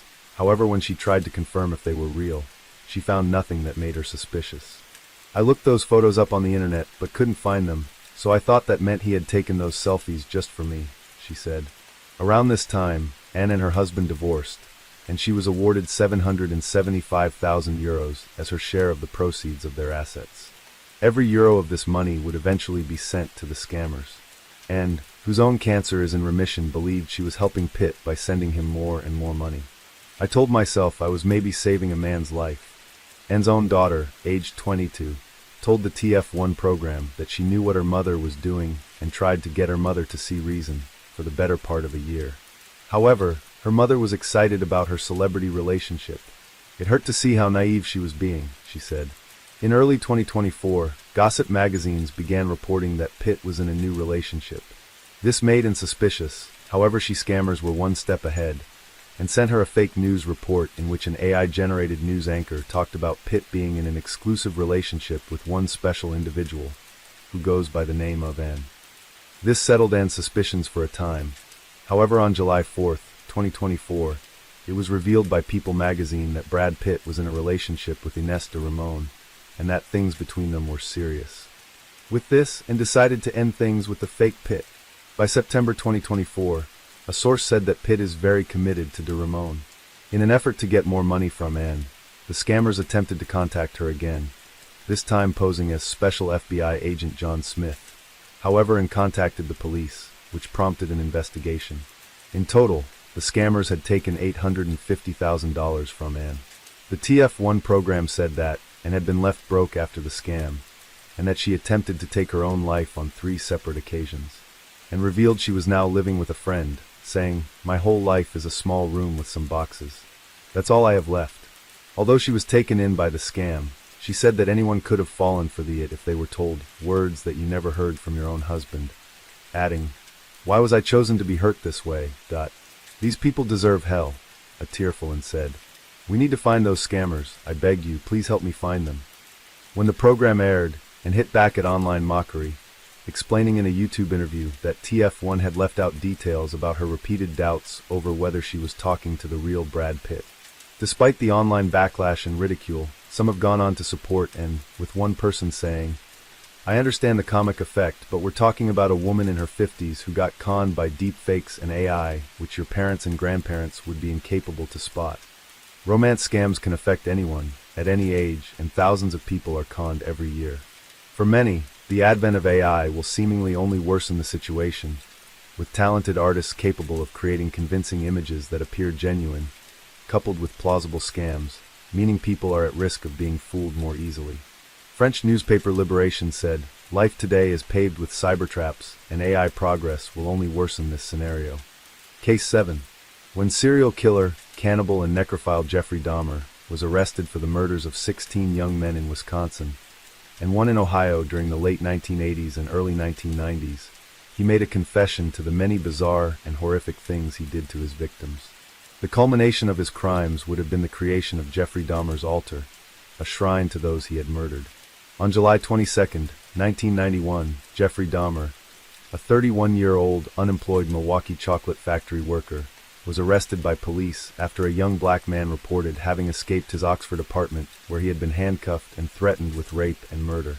When officers went to Dahmer's apartment, they found Polaroid pictures of dismembered bodies. Placed under arrest, Dahmer's apartment was searched and found to contain the remains from the many bodies of young men who had been murdered, dismembered, and portions of their bodies stored in his refrigerator. When this was opened by one policeman, there were the severed heads of 2 men sat on a shelf. In a 57-gallon drum located in the bedroom, 3 bodies were found dissolving in an acid solution, while in a metal stockpot contained the decomposed hands and penis of another victim. Along with the head in the refrigerator, 3 others were stored in the freezer, while another 7 more had been stripped of flesh, painted gray, and kept as trophies. During his interrogations, which began the day after his arrest, he waived his right to have an attorney present, and gave detectives a candid confession of the many ghastly and bizarre crimes he had committed since his first murder in 1978. Towards the end of his murder spree, Dahmer was killing at a rate of 1 murder a week. He claimed it was an incessant and never-ending desire to be with someone at whatever cost. Someone good-looking, really nice-looking. It just filled my thoughts all day long. When detectives asked why he kept so many of his victims' skulls, some of which had been painted, others bleached, Dahmer offered up a truly shocking explanation. Dahmer stated he had kept so many of his victims' skulls and other body parts because he was in the process of constructing what he referred to as Jeffrey Dahmer's altar, a private shrine of victims' skulls, which he had intended to display on the black table that was located in his living room, and upon which many of his victims' bodies had been photographed upon. He also admitted to carrying out acts of necrophilia with the bodies, and to consuming portions of some victims. When asked why, Dahmer stated, "I suppose, in an odd way, it made me feel they were even more a permanent part of me." After 2 weeks of confessions, Dahmer was charged with 16 counts of first-degree murder. While he was incarcerated awaiting trial, detectives conducted further interviews with Dahmer about his crimes and the strange altar he mentioned in his initial confessions.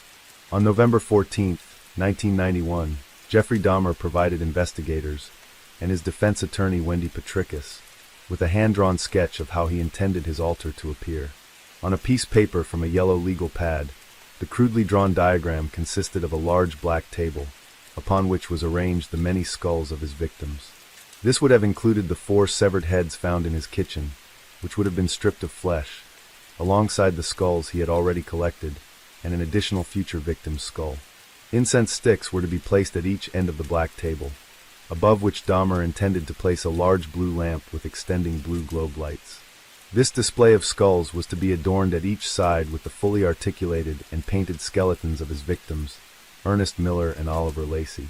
The entire construction was to be placed before a window covered with a blue, opaque shower curtain, in front of which Dahmer intended to sit in a black plush leather chair.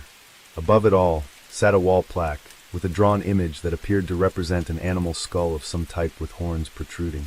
He saved the entire bodies of these 2 on the end, Petricus said, noting that Dahmer had a thing for hands. He'd saved the hands a lot of times and obviously the penis. She went on to describe how Dahmer had this lamp that had these globes that went over the top of each one of the skulls that he would have to kind of highlight it. And then he would just sit there in his chair, and it was his own little shrine to himself. According to the drawing, one of the skeletons was shown to be in the bathroom, where Dahmer would be removing the flesh from its bones. Towards the end of his killing spree, Dahmer was close to completing the fantasy of having his own altar.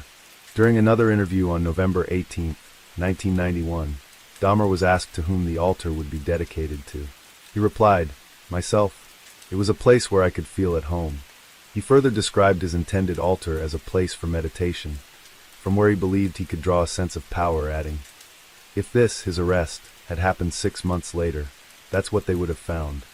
Dahmer also said, "I could sit in this black chair surrounded by my best friends, and they could never leave me cause they were physically and emotionally part of me. When I could sit in that chair, I would finally feel powerful." One of the most significant explanations he gave for committing his crimes was his fear of abandonment, the fear that his partners would leave him, something he could not tolerate. The control aspect of his crimes was another fundamental and almost all-consuming fantasy that dictated the very nature of his crimes. With the cannibalism of his victims' bodies, devouring their very being, and the experimentation he carried out to perfect his need for a submissive partner, Jeffrey Dahmer had, by his own admission, dabbled with Satanism. He described how just having the bodies of his victims around him made him feel thoroughly evil. One body, that of Tony Hughes, was kept in the bedroom of his apartment even as he had invited another victim over to pose for nude photographs. One thing his surviving victim, and even the police noticed, was the overpowering smell of death in his apartment. "I have to question whether or not there is an evil force in the world, and whether or not I have been influenced by it. Although I am not sure if there is a God," Dahmer said, "or if there is a devil, I know that as of lately I've been doing a lot of thinking about both." It is unknown to what extent Dahmer explored Satanism, but it was evidently not as extreme as the Night Stalker Richard Ramirez's fascination was with the dark arts. However, Jeffrey Dahmer's altar, his shrine to his victims that would take center stage in his apartment, featuring all of his trophies, his statue of a griffin, the incense that burned in the skulls of his victims, was intended to afford him something more supernatural. Dahmer confessed the desire he would receive special powers and energies to help him socially and financially. During his interrogation, Jeffrey Dahmer told detectives that he needed only one more skull to complete the morbid shrine he had planned to his victims. It is unknown if the completion of Jeffrey Dahmer's altar would have prompted him to cease his murderous spree, or if he would continue past his intended victim count. By the time of his arrest, Dahmer had previously lost his position at the Milwaukee Ambrosia Chocolate Factory on July 19, 1991. With his employment terminated, Dahmer would have been forced to look for other work, or face the prospect of losing his tenancy at the Oxford Apartments, meaning he would have likely had to move back in with his grandmother. This was something that was likely to affect Dahmer's plans for his altar. However, his arrest just 5 days after he was fired from his job meant his murders came to an abrupt end, and any further plans he had to create his private altar of death were to forever remain just a dark fantasy of an evil serial killer. Case 8.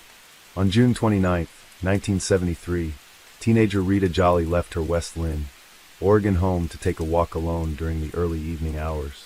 She never returned to her family. Although numerous sightings of Jolly were made in the aftermath of her disappearance, but her whereabouts are unknown.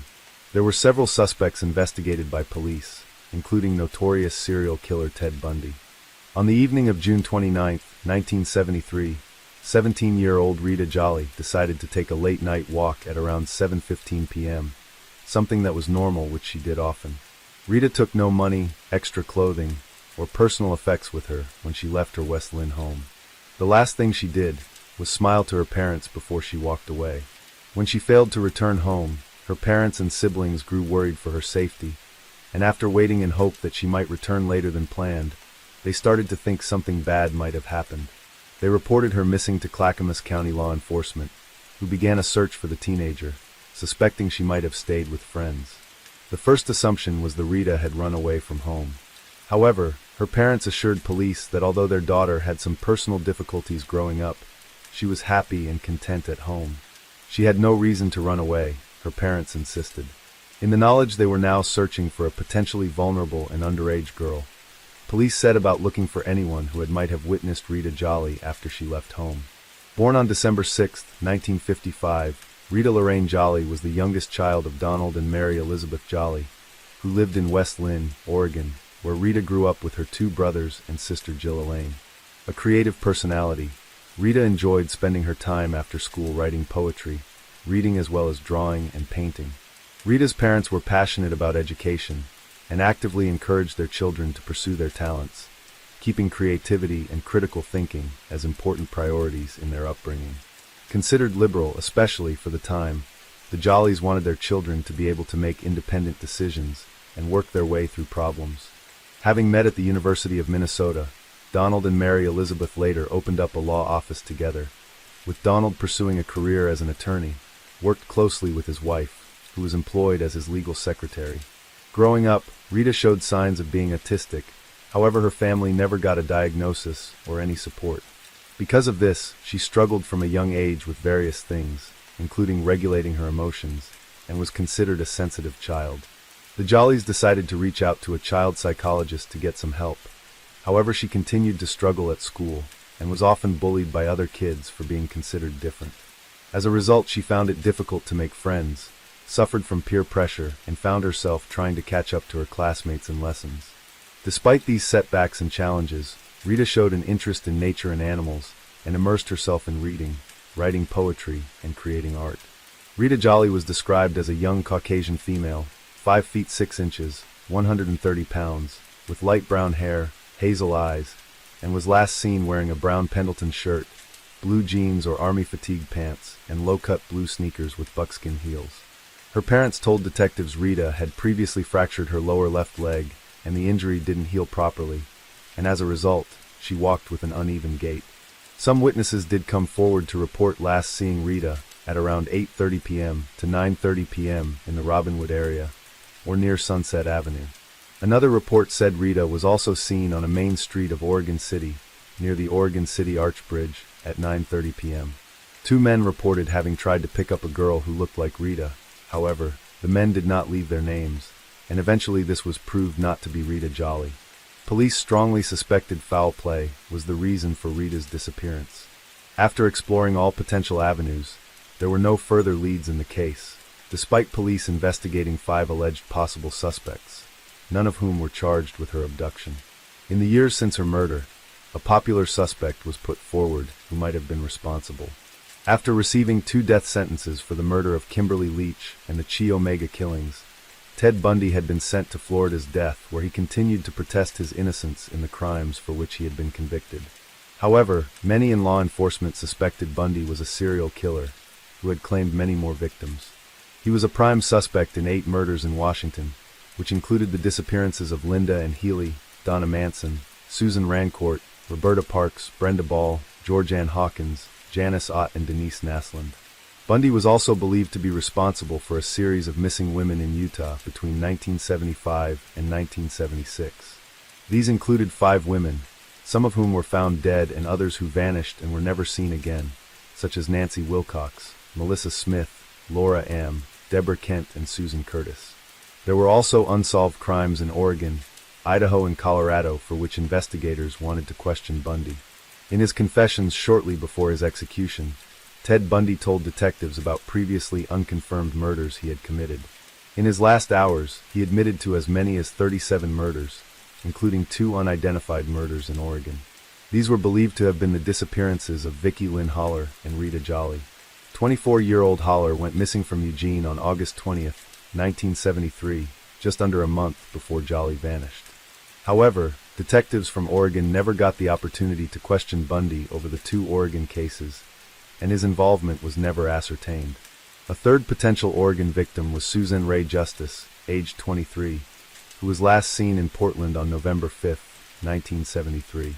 In his interviews with agents from the FBI Behavioral Science Unit, Bundy maintained that he did not begin killing until early 1975. Before that, he stated that he made the progression from a peeping Tom to a stalker to attacking women and then running away, before he finally started to commit home invasions, such as the brutal attack against Karen Sparks, considered to be his first victim and one of the few to survive. Despite insisting that he committed no crimes before 1974, Ted Bundy is a suspect in numerous other crimes, beginning with the 1961 abduction of Marie Burr, who some suspect was his first victim when he was a teenager. Despite the many theories of law enforcement, Bundy's Oregon victims remain unidentified. The Jolly family have received no word on the whereabouts of Rita and never learned what happened to their daughter. Her sister Jill Elaine said, "The truth is that we really don't know what happened to her. We all have theories. Our dad thought she had called several times, mostly just silence on the phone, but once he said that he heard her voice. Mom, Mom, then Dad, then a click on the phone hanging up. Could she have gotten involved in a cult or some other situation where it was hard to leave? I find myself wondering how folks can help with solving the mystery of what happened to Rita. After 50 years, I don't think it's likely that we will have answers before all of us who knew her are gone from this earth.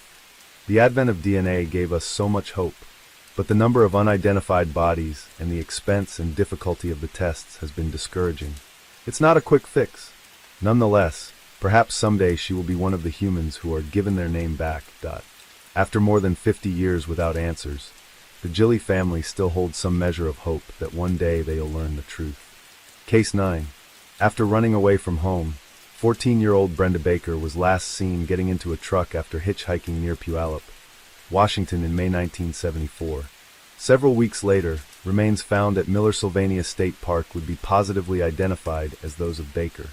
Long suspected as a possible victim of serial killer Ted Bundy, it is likely Baker fell prey to another dangerous killer. When Brenda Baker, a 14-year-old Washington high school student, failed to return home, her family reported her missing. A rebellious teenager, Baker had run away from home in the weeks before her disappearance, when she left her Maple Valley home a second time, on May 25, 1974. As a runaway, Baker was not considered to be in immediate danger. Her father, Benjamin Baker, could do little but wait for his daughter to return home. One friend told police that Brenda mentioned that she was going to thumb a ride to the U.S. Army base at Fort Lewis, Oregon, where she planned to meet a soldier. Police were able to trace her movements from her Seattle suburb home to Puyallup. Friends said they last saw her near Puyallup, where she was hitchhiking. She was described as 5 feet 2 inches, 165 pounds, with brown eyes, brown hair, and wearing brown horn-rimmed glasses, and dressed in a tan, hip-length corduroy jacket, red blouse, red stretch knit pants, brown leather shoes, and white socks. While her family worried for her safety, police received a break in the case. On June 17th, several weeks after Brenda Baker was last seen, the body of a young woman was found in what was described as an inaccessible part of Miller-Sylvania State Park. A property owner, Tom Ismay, along with 2 female companions, made the discovery of the partially clothed, decomposed body, which had been reportedly hidden beneath 2 wooden logs. The cause of death could not be immediately determined due to the advanced state of decomposition of the remains.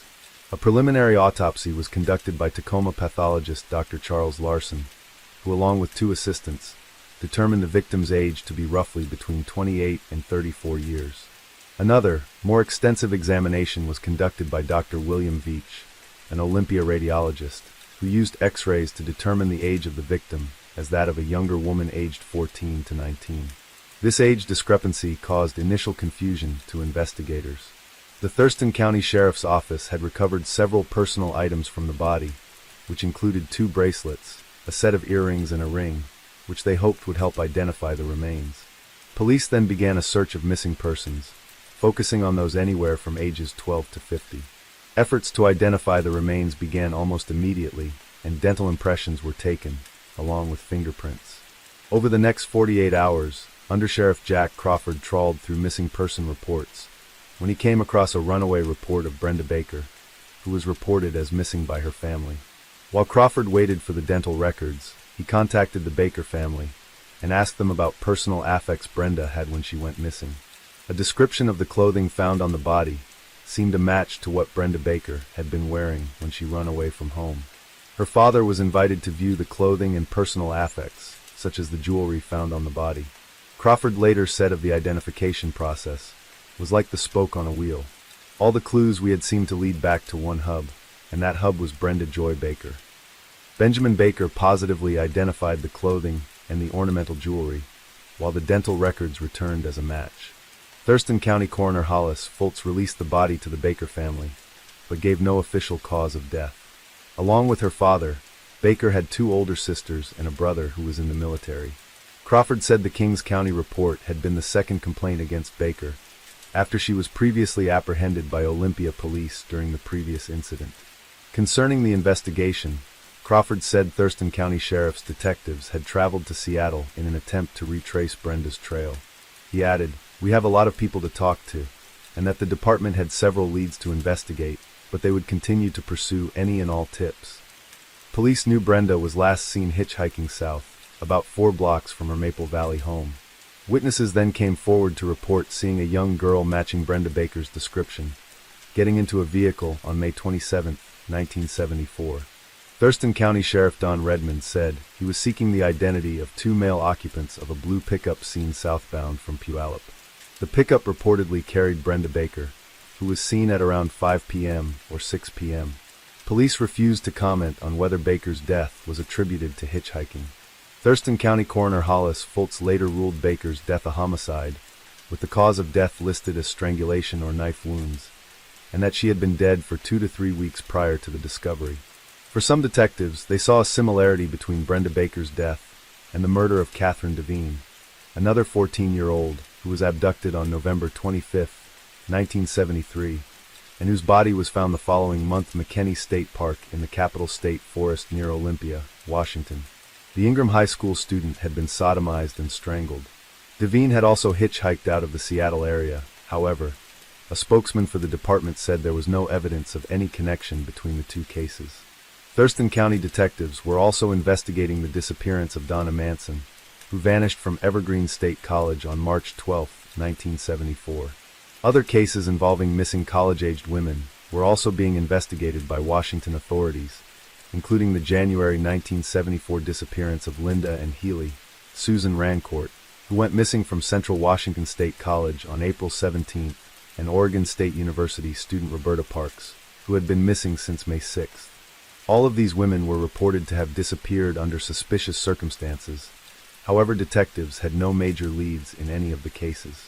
For some investigators, there was the theory that these missing person cases were possibly connected to a single perpetrator. An unknown man had been reportedly seen in the vicinity of the Rancourt disappearance, with his arm in a sling asking for assistance from students. In early 1975, an anonymous person called the Thurston County Sheriff's Department to report witnessing what he described as a suspicious male occupying a secluded shack on the Black River at roughly the same times that corresponded with the murders of Catherine Devine and Brenda Baker. The caller explained he had been grouse hunting in late November when he stumbled across the man. This occurred in the area of the Black River, where he came across an old shack and saw a male and 2 young girls, aged about 12 or 14. The caller then went on to explain that he returned to the shack in January 1975, but found it abandoned.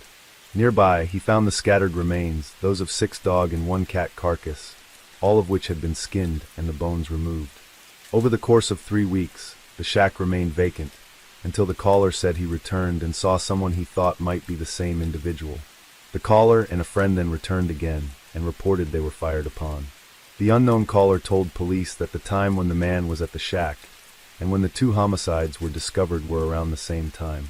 A second witness came forward to tell investigators he saw a young woman matching Brenda Baker's description was seen hitchhiking near the Scott Lake interchange on Interstate 5 in May 1974. Bill Sullivan told detectives he and his wife stopped at a truck stop at the Scott Lake interchange on either May 10th or 11th. There, they saw a girl who may have been Brenda Baker hitchhiking, and said the girl got into an older model light-colored panel truck that was being driven by a bearded man. Sullivan said the truck came from the direction of Scott Lake. Baker was not reported missing from her Seattle home until May 25, 1974. By August 1975, a suspect had been arrested in connection with numerous Washington disappearances. Ted Bundy, at that time a Utah law student, was suspected of involvement in the attempted abduction of Carol Duranch, who had been approached by a man pretending to be a police officer, and who proceeded to kidnap Duranch, who barely escaped the encounter. Investigators also suspected Bundy in the abduction and murder of Karen Campbell, who had been taken from the Snowmass ski resort in Colorado. Her naked and battered body was found weeks later. A subsequent search of Bundy's Volkswagen Beetle uncovered hair samples that were connected to Campbell and 3 other young women who had been reported missing. Many investigators suspected Ted Bundy had committed many murders in Washington, Utah, and Colorado, with some estimating as many as a dozen or so victims. In June 1976, Bundy was found guilty and of the attempted kidnapping of Carol Duranch and sentenced to between 1 and 15 years. He was then extradited to Colorado to face charges over the murder of Karen Campbell. During his incarceration, Bundy escaped twice. During his second escape, he successfully traveled to Florida and there perpetrated the murders of 2 college students at the Chi Omega sorority house, wounding 3 others, and later the murder of 12-year-old Kimberly Leach. Not long after these crimes, Bundy, who had been added to the FBI Most Wanted list, was recaptured. Charged with these 3 murders, Bundy was found guilty and sentenced to death during 2 separate trials.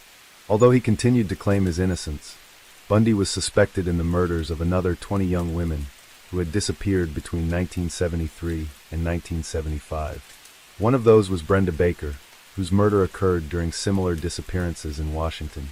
During his death row confessions that took place shortly before his execution in January 1989, Ted Bundy was asked about his involvement in the murders of both Catherine Devine and Brenda Baker.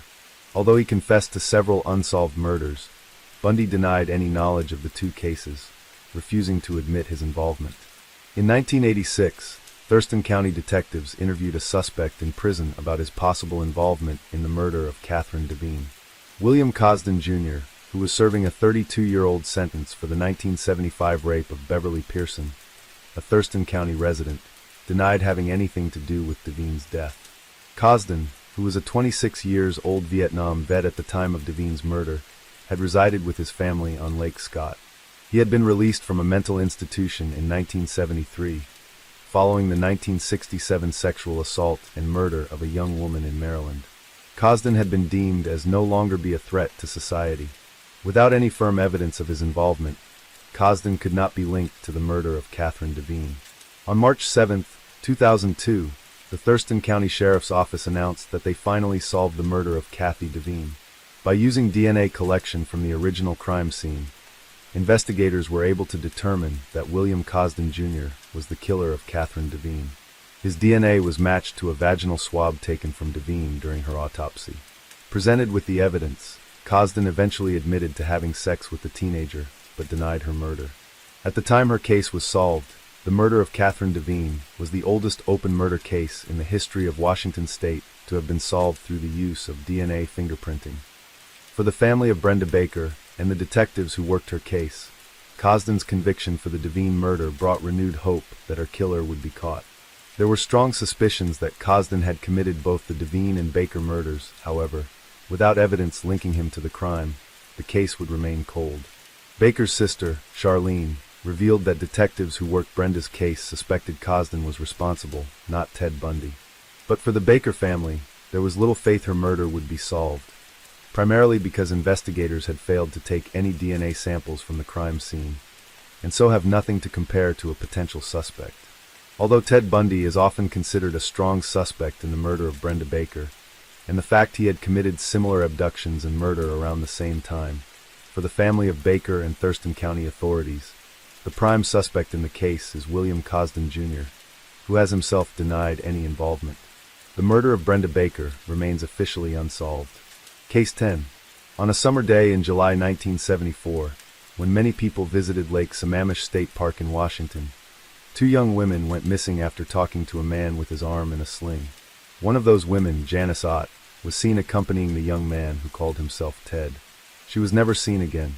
Many years later, it was discovered she had fallen prey to serial killer Ted Bundy.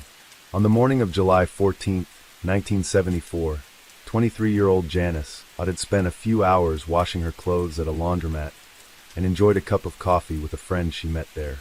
After these chores were done, Ott went home to her apartment at 75 Front Street in Issaquah and got ready to go enjoy the sunny weather at the beach. She put on a black bikini, cut-off shorts, and a white blouse tied at her midriff, then scribbled a short note to let her roommate know where she was going. "I'll be at Lake Sammamish soon myself. See ya," she wrote. Janice then hopped on her 10-speed Yellow Tiger bike and made her way to the park. Lake Sammamish, located in Issaquah, a suburb outside of Seattle, was a popular destination for residents and those out of town to enjoy. It has several beaches and can get very crowded during the hot summer months. On the day Janice Ott chose to go there, Lake Sammamish was visited by many people who flocked there to enjoy the summer weather. Most were either on the beach, walking their dogs, enjoying picnics, or sailing boats. That same day, an annual summer picnic was being hosted by the Rainier Beer Company, and it was reported there were as many as 40,000 people at Lamb Sam on that warm, summer's day. One of those at the park that day was a young dark-haired man with his arm in a sling, who was seen talking to many different women and girls. After arriving at the park, around 12:25 p.m., Janice Ott was seen by several people who later recalled the pretty young newlywed as she removed a towel from her bag, removing her blouse and shorts, and then applied a layer of cocoa butter to her skin. She was only there for 20 minutes when the dark-haired man with his left arm in a beige sling approached. He was, according to witnesses, dressed in a white shirt, tennis shorts, and tennis shoes. They had a brief exchange, and those closest could hear the young man asking Ott for assistance with putting a sailboat on his car. "It was just down the road at his parents' house," he explained. Janice invited the man to sit next to her so they could talk about it. Witnesses later told police how they overheard Janice telling the handsome stranger how she always had an interest in sailing, but had never learnt. She then asked the man, in a flirtatious way, if she could have a ride in the boat, and appeared to agree in helping the man if he would take her out on the water afterwards. Before they got up to go, Janice was heard telling the man that she had her bike with her, and she was worried about leaving it for fear it might get stolen. The man assured there was room for her bike in the trunk of his car, and Ott then told the man, "Okay, I'll help you." As the two started to walk away from Tibbetts Beach, one witness remembered Janice say, "Hi, I'm Jan," to which the man responded, "Hi, I'm Ted." It was the last time Janice Ott was seen alive again. Born on February 14, 1951, to Dr. Donald and Farrell Blackburn, Janice Ott had grown up in McMinnville, Oregon, with her sister Ilona Lynn. The Blackburn family were prosperous, with Donald Blackburn earning his doctorate degree from the University of Idaho, before working as a high school teacher and coach in Idaho. Janice's father then went on to work as a counselor and administrator in Washington State, specifically at the Spokane School No. 81. Alongside his teaching work, Dr. Blackburn and his father owned and operated a Pepsi Cola bottling company in McMinnville, Oregon. Following in her father's footsteps, Janice graduated from Shadow Park High School with high honors and went on to earn her bachelor's in social work from Eastern Washington State University. Standing at only 5 feet 1 inch and weighing less than 100 pounds, Janice was a petite girl with long blonde hair and green eyes. She was known affectionately as Jan by family and friends, while her co-workers the well-liked Janice was called the Sunshine Girl because of her bright and bubbly personality. Working as a probation case worker with the King County Youth Service Center, she married Jim Ott in December 1973. With her husband in graduate school in California, Janice decided to move out of Seattle. This was, in part, because of an incident where her car was broken into, and she felt living in a smaller community might be safer. By 1974, she was living at 75 Front Street in Issaquah, and from there she decided to go to Lake Sammamish State Park on the fateful summer's day. After she was reported missing by her family, it was learned by police that Janice was one of two women who vanished from Lake Sammamish that day. Two women who were seemingly taken by the same handsome stranger named Ted. With two women believed kidnapped in broad daylight, with hundreds of potential witnesses, police expected to gather plenty of witness statements from those who saw and heard Janice before she was taken. 3 people close to where was sunbathing saw the young man approach, and all described the same person. He was a young white male, attractive and personable, wearing a white tennis outfit and with his left arm in a beige sling. He reportedly spoke with an accent, possibly Canadian or British, and asked for help in unloading his sailboat from his car. Those who overheard the conversation said the man called himself Ted. From these witness statements, police put together a composite sketch of the suspected kidnapper, while detectives gathered as much information about Janice's last moments with the stranger. Teresa Marie Sharp came forward to say how she was in close proximity to Ott, and recounted for investigators what she heard. Sharp went on to give a detailed description about the exchange she observed between the two strangers and what exactly was said. She said she suspected the man was feigning his injury, saying she didn't feel his arm was really hurt. I do remember he took his arm out of the sling and moved it around. Sat closest to Ott was 15-year-old Sylvia Valent, who told police the man was roughly 5 feet 6 inches to 5 feet 7 inches in height, and gave a similar physical description to other witnesses. Valent was able to tell police, word for word, the conversation between Ott and the stranger, and gave details those no other witness did. Although further away from where Janice was sat, Jerry Snyder, an off-duty DEA agent, saw the young man approach others on the beach that day. Snyder said he seemed only to ask women for help, never any men nearby, and that specifically he was trying to find someone who met certain qualifications. Sitting roughly 30 feet away, Snyder overheard some of the exchange with Ott and Ted.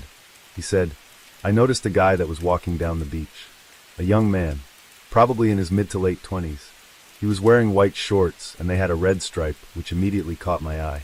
When he got close, I noticed he had really curly hair and his left arm was in a sling.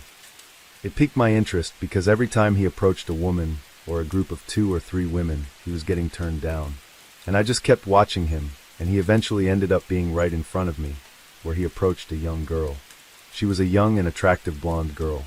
And he asked her words to the effect of, 'I need some help.' She's saying that she just got here. So obviously, going through her mind is, 'I'd like to help you out, but I'm here to relax.' He kept on and on and on, and he talks her into whatever he talked her into. He said something about a catamaran, and ultimately she gets up reluctantly, because her head is down and she is like, 'I can't believe I'm doing this.' And then she started walking back past me. She had this frown on her face, like, 'I'm helping this guy when I should be enjoying myself on the beach.' And the end result is she's no longer with us because she was a nice person." Snyder and others watched as Janice walked off with the stranger. These 3 witnesses observed Janice from the moment she arrived on the beach and positioned herself between them until she walked away. Jerry Snyder was sat with his wife about 15 feet from where Valent was laying on the beach with her 2 friends. Teresa Sharp was with her family about 10 feet from Valent, and all were situated on the beach about 200 yards directly in front of the east restroom.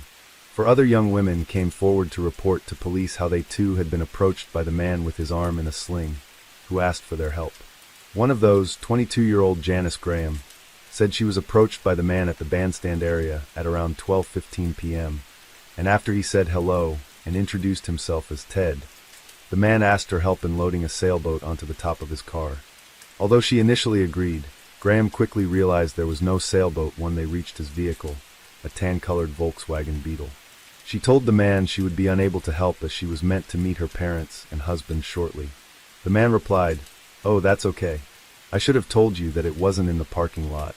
He then walked Janice Graham back to the bandstand area, apologizing one last time before walking away to his right. Graham told police the stranger, who called himself Ted, was wearing a beige sling, and during the journey to his car, rubbed his injured arm 3 times, claiming it was from a racquetball injury. Other women reported encounters with the same man hours later. Only Graham accompanied the man to his vehicle, the others declined. Immediately after he parted ways with her, the man came across Janice Ott, who accepted his request for help, and seemingly accepted his excuse that his sailboat was elsewhere, causing her to accompany him away from Issaquah. Some 4 hours after Janice went missing, another young woman, 19-year-old Denise Naslund, also disappeared.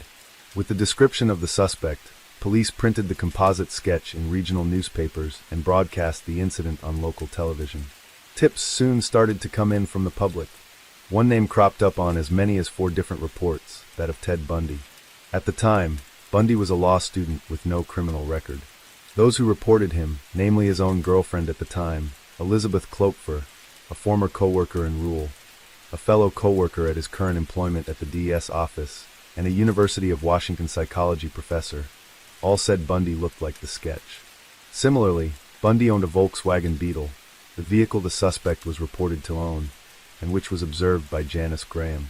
However, as detectives were receiving as many as 200 tips per day, they decided to rule out Bundy, a clean-cut law student, as a possible kidnapping and murder suspect. The disappearances of Janice Ott and Denise Naslund were among 8 cases of missing women in Washington state, starting in January 1974. The other women, Linda and Healy, Donna Manson, Susan Rancourt, Roberta Parks, Brenda Ball, and Georgianne Hawkins, were all college-aged women, pretty, and with their hair parted in the middle. These similarities between the missing young women were not lost on some investigators. Many detectives suspected the same perpetrator might be responsible for most, if not all, of the disappearances. But with few leads and hundreds, even thousands of tips to follow up on, detectives hoped some, if not all, of the missing women would reappear alive and well. These hopes were dashed on September 6th, when a pair of grouse hunters stumbled across the skeletal remains scattered amongst a grassy patch in a wooded area near Issaquah, roughly 17 miles east of Seattle and 2 miles from Lake Sammamish. The area was immediately sealed off, and King County Police conducted a 3-day search of the area. Searchers came across 2 skulls, as well as some other bones, teeth, and tufts of reddish blonde and dark brown hair. The remains, which were by that time fully decomposed, had been dispersed throughout the forest by critters. There were no clothing or other personal affects with the remains to indicate the identity. Samples were taken and tested against the missing women, which were soon identified as those of Janice Ott and Denise Naslund. Detectives believed that both women had been left naked at the site by their killer, which would account for the lack of clothing. 6 months later, more remains found on Taylor Mountain. These were believed to be those of Healy, Rancourt, Parks, and Ball. Other bones found later at the same site as the discovery of Ott and Naslund's remains would eventually be identified as those of Hawkins. Under the most distressing of circumstances, the missing women had finally been found. Almost a year after the remains of Janice Ott, Denise Naslund and Georgianne Hawkins were discovered in Issaquah. A young man was arrested driving his Volkswagen Beetle through a Utah suburb. Ted Bundy, the same man whose name had been given to police by 4 people, one being his own girlfriend, had been caught driving suspiciously. During his arrest, Bundy's car was searched by officers, who found a variety of items they thought were burglary tools. These included gloves, a screwdriver, a flashlight, and an ASCII mask. However, they also found inside the black duffel bag rope, strips of cloth, wire, large green plastic bags, and a pair of handcuffs. After his arrest, Bundy was identified by Carol Duranch as the man responsible for her attempted abduction in November 1974. While police built a case against Bundy, he was released on bail and then sold his Volkswagen Bug to a teenaged boy. It was soon seized by police, who conducted a thorough forensic search of the vehicle. Inside they found evidence that tied Ted Bundy to other cases of missing women in both Washington and Utah. Hair samples were collected that matched 4 different missing women, one of which was Karen Campbell, who vanished from Snowmass in Colorado in January 1975 and was later found bludgeoned to death a month later. In June 1976, Bundy was found guilty of the attempted kidnapping of Carol Duranch and sentenced to between 1 and 15 years. Investigators now began to gather evidence that linked Ted Bundy to as many as 8 disappearances in Washington and another 5 in Utah. Through solid detective work, Bundy was placed in the area where the 2 women vanished. Investigators were aware that Bundy had been in the area the weekend before the Lake Sammamish disappearances, that were eventually able to place him in Issaquah at the time of Janice Ott's kidnapping, by matching up his credit card receipts to where he filled up at a local gas station located at the northwest corner of the intersection of Front Street and Sunset Way. It was speculated that before the abductions, Ted Bundy visited the Issaquah Press, where he purchased a newspaper. After his arrest and conviction, the bookkeeper insisted it was to Bundy she had sold a copy of the newspaper. The Issaquah Press was located only 2 doors down from where Janice was living at the time. On July 7th, Ted Bundy told his girlfriend he had been invited to a water skiing party at Lake Sammamish State Park. This was false, however, as Bundy was seen at Lake Sammamish by several people who knew him from Republican Party functions. He was reportedly seen walking along the beach alone. When these acquaintances saw him, they asked what he was doing. Bundy replied that he was just walking around. When they invited him skiing, he declined, saying he had no shorts. 4 days later, Bundy called in sick to work at the DS office, telling his supervisor Neil Miller that he had a cold. On the morning of Sunday, July 14, 1974, Bundy unexpectedly arrived at his girlfriend Liz Cloper's house and asked what his plans were for that day. She recalled he seemed particularly interested in where she was going.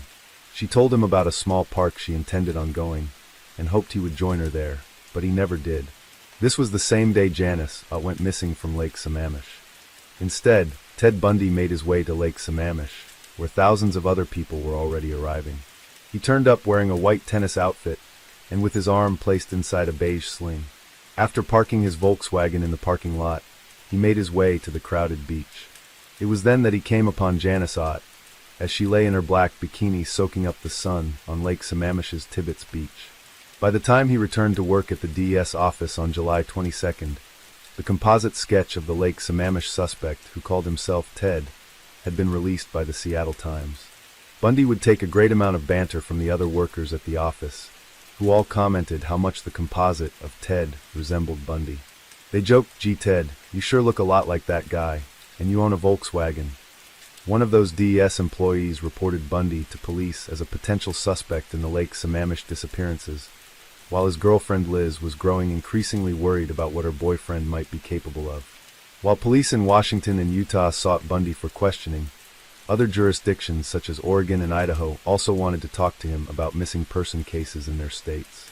By the time of his conviction in Florida, Bundy was a suspect in the disappearance or deaths of as many as 36 women and young girls.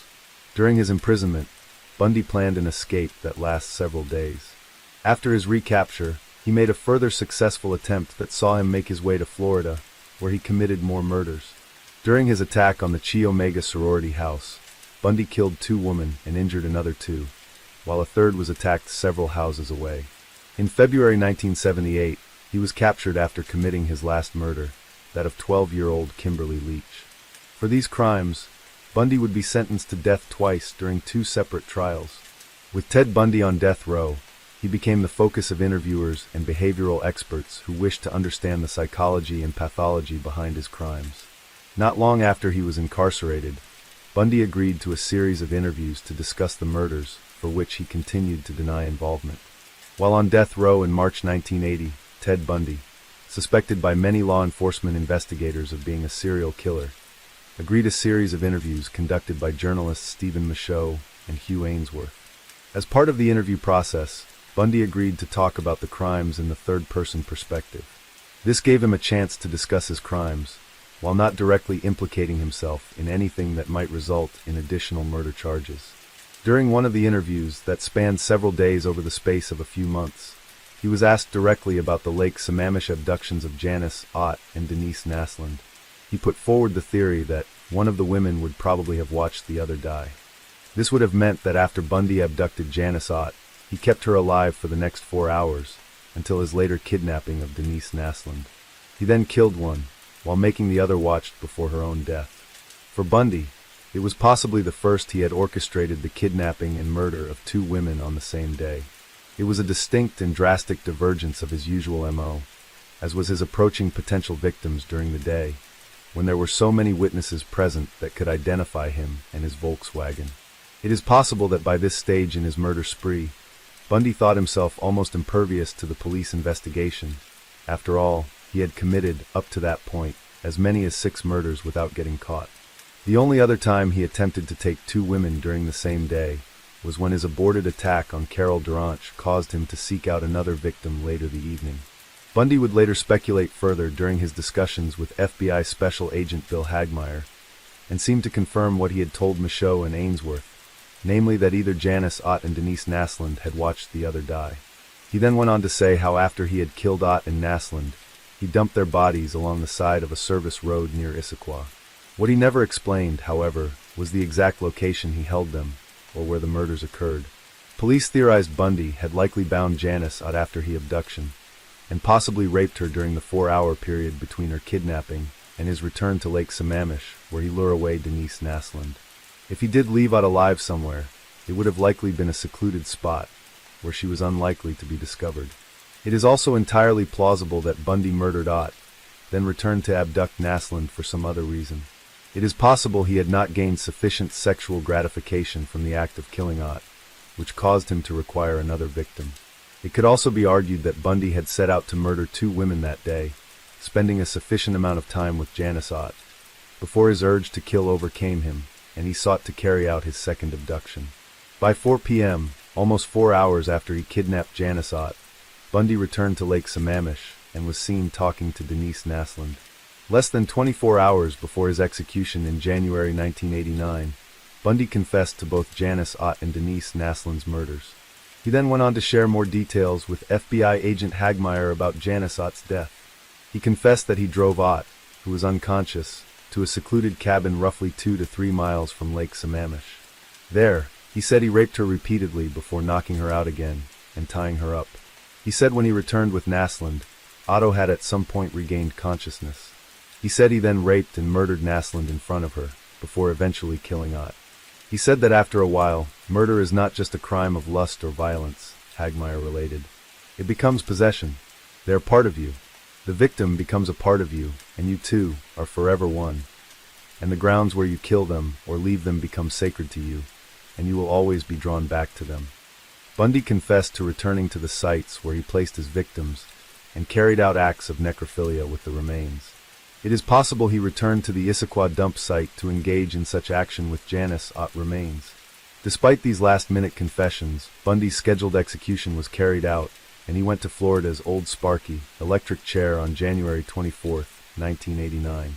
The disappearances at Lake Sammamish shocked the community, which had already seen a number of young, pretty women vanished without trace. The significance of Janice Ott's abduction would prove critical in the ongoing investigation into the capture of Ted Bundy, and meant many more victims were likely saved from the prolific predator. Because Bundy had approached a number of women before Ott agreed to go with him, meant that for the first time, law enforcement had credible and accurate descriptions of the abductor, known as Ted. With that information, they were able to compile a composite sketch that resembled Ted Bundy, so much so that people who knew him decided to report his likeness to investigators. If it had remained in Washington, it is possible Bundy would have been caught sooner. His name was on several lists of suspects, namely those who owned a Volkswagen Beetle, and police were closing in on him. However, his sudden relocation to Utah contributed to his continued freedom and the rash of disappearances that followed in Utah. In the years following their daughter's murder, the Blackburns became involved in an ongoing legal fight against the Kings County Sheriff's Office over Janice's remains. Police had told the families of Ott and Denise Naslund that the remains of their loved ones could not be turned over for burial because they were evidence in an ongoing investigation. The truth, however, was much more sinister. The remains of both women had, in actuality, been misplaced. Both families filed a lawsuit against the county in 1984, but before a trial could begin in December, an out-of-court settlement was reached. The Blackburns had originally sought $4 million alongside James Ott. As part of the settlement, they received significantly less, around $112,500, the same that was offered to Denise Naslund's parents. The settlement never brought closure for the family of Janice Ott, whose remains could never be buried properly. They could, however, take comfort in the knowledge that her killer had faced justice for his crimes. Case 11. On July 1, 1975, Shelley Robertson failed to show up at her family-run business in Colorado. She was last seen that same day, in the company of an unknown man. As the week went by, with no word of her whereabouts, her family feared the worst. On August 23, 1975, her remains were found. Detectives who worked the case had a prime suspect, serial killer Ted Bundy. Using their flashlights, two students from the Colorado School of Mines peered into the narrow tunnel that was enveloped in darkness. They had come to the mine shaft at Berthoud Pass, Colorado, near the Winter Park Resort, to conduct Amex testing for gas content. After making their way inside about 500 feet, they suddenly smelled something. It was the unmistakable scent of human decomposition. As they strained to see ahead, they saw something strange up ahead. It was large and white. When they inspected it further, they realized what they were looking at. First they noticed a foot, then the bare buttocks of a woman. The two students quickly made their way out of the mine to get help.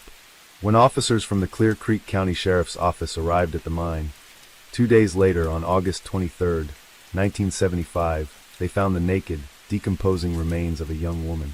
The body had been discarded in the mine shaft and was badly molded and bound with duct tape. It was determined the woman had been struck on the head, which was most likely the cause of death. The only personal effect found on the body was a single earring. There was little evidence at the scene, except for 2 torn pieces of furnace tape, one of which was on the body and the other discarded nearby, along with a discarded beer can and a plastic wrapper from a package of ham. Detectives didn't know it at that time, but they had just found the body of Shelley Robertson, who had vanished without trace. Robertson was last seen 7 weeks earlier, and when she failed to turn up for work, she was reported missing. At the time of her disappearance and the discovery of her body, Colorado and other northwestern states had seen many young women go missing, with some turn up dead. Most of those were victims of serial killer Ted Bundy, and investigators suspected his involvement in the murder of Shelley Robertson. Born on July 24, 1951, in Arvada, Colorado, Shelley K. Robertson was one of 4 children to Elmer and Roberta Robertson, who had 3 young sons, Mark, Gary, and Rick. At some point during their childhood, the Robertsons divorced and Elmer remarried. As the owner of Silver State Printers, Elmer ran a family business, with both Shelley and her brother Gary helping out, where she worked as a bookkeeper and binder. After her graduation from Arvada High School in 1969, Shelley spent a year in Biloxi, Mississippi, on a missionary trip run through the United Church of Christ. An active member of the Church of Christ, she was encouraged by her mother to travel and experience the world. Roberta often told her daughter that you can always come back to your hometown. Upon her return to Colorado, she enrolled in Red Rocks Community College as a Spanish major, and her class spent a semester abroad in Barra de Navidad, a Mexican fishing village. She would return there once again to visit on her own. Shelley then spent a year traveling in Alaska with her friend Susan, where they worked processing fish in Clam Gulch. By 1975, Shelley was living with her boyfriend Ron, and together they had an apartment in Denver, Colorado. As July approached, Ron had made plans to go to California, something that upset Shelley. On June 28th, Shelley had reportedly gotten into a fight with Ron, which caused her to get out of his red Carmen Gia and thumb a ride home. Hitchhiking was something Shelley Robertson did often, and thought nothing of catching a ride if she needed to get somewhere. Because it was something she did frequently, neither her boyfriend or friends thought it strange, despite the dangers involved. She was last seen a day later, when friends saw her near a local watering hole called Tony's Bar, located in Golden, Colorado. She reported as wearing bell-bottom jeans, a t-shirt with the name of a rock band on the front, and hiking boots. However, this was not the last time Shelley Robertson was seen. Another sighting of her was reported, this time at 34th and Sheridan Streets in Denver, where she was seen hitchhiking to work. When she failed to show up for work at her father's printing press in Golden, she was reported as missing. The last confirmed sighting of her alive occurred that same day, when she was believed to have been seen by a policeman who noticed her at a service station. She was in the company of a stranger who was described as a bushy-haired bearded man who was driving a beat-up old red Chevrolet pickup truck from around 1952 to 57. Unconfirmed reports allege that Shelley made a phone call later that night. After that, nothing more was heard from her.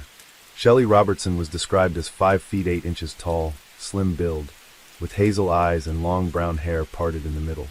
Police began a search, but with little clues pointing to her whereabouts, they made little progress. It would be 7 weeks before anyone would discover what happened to Shelley Robertson. Not until her naked body was found discarded inside an abandoned mine shaft at Berthoud Pass.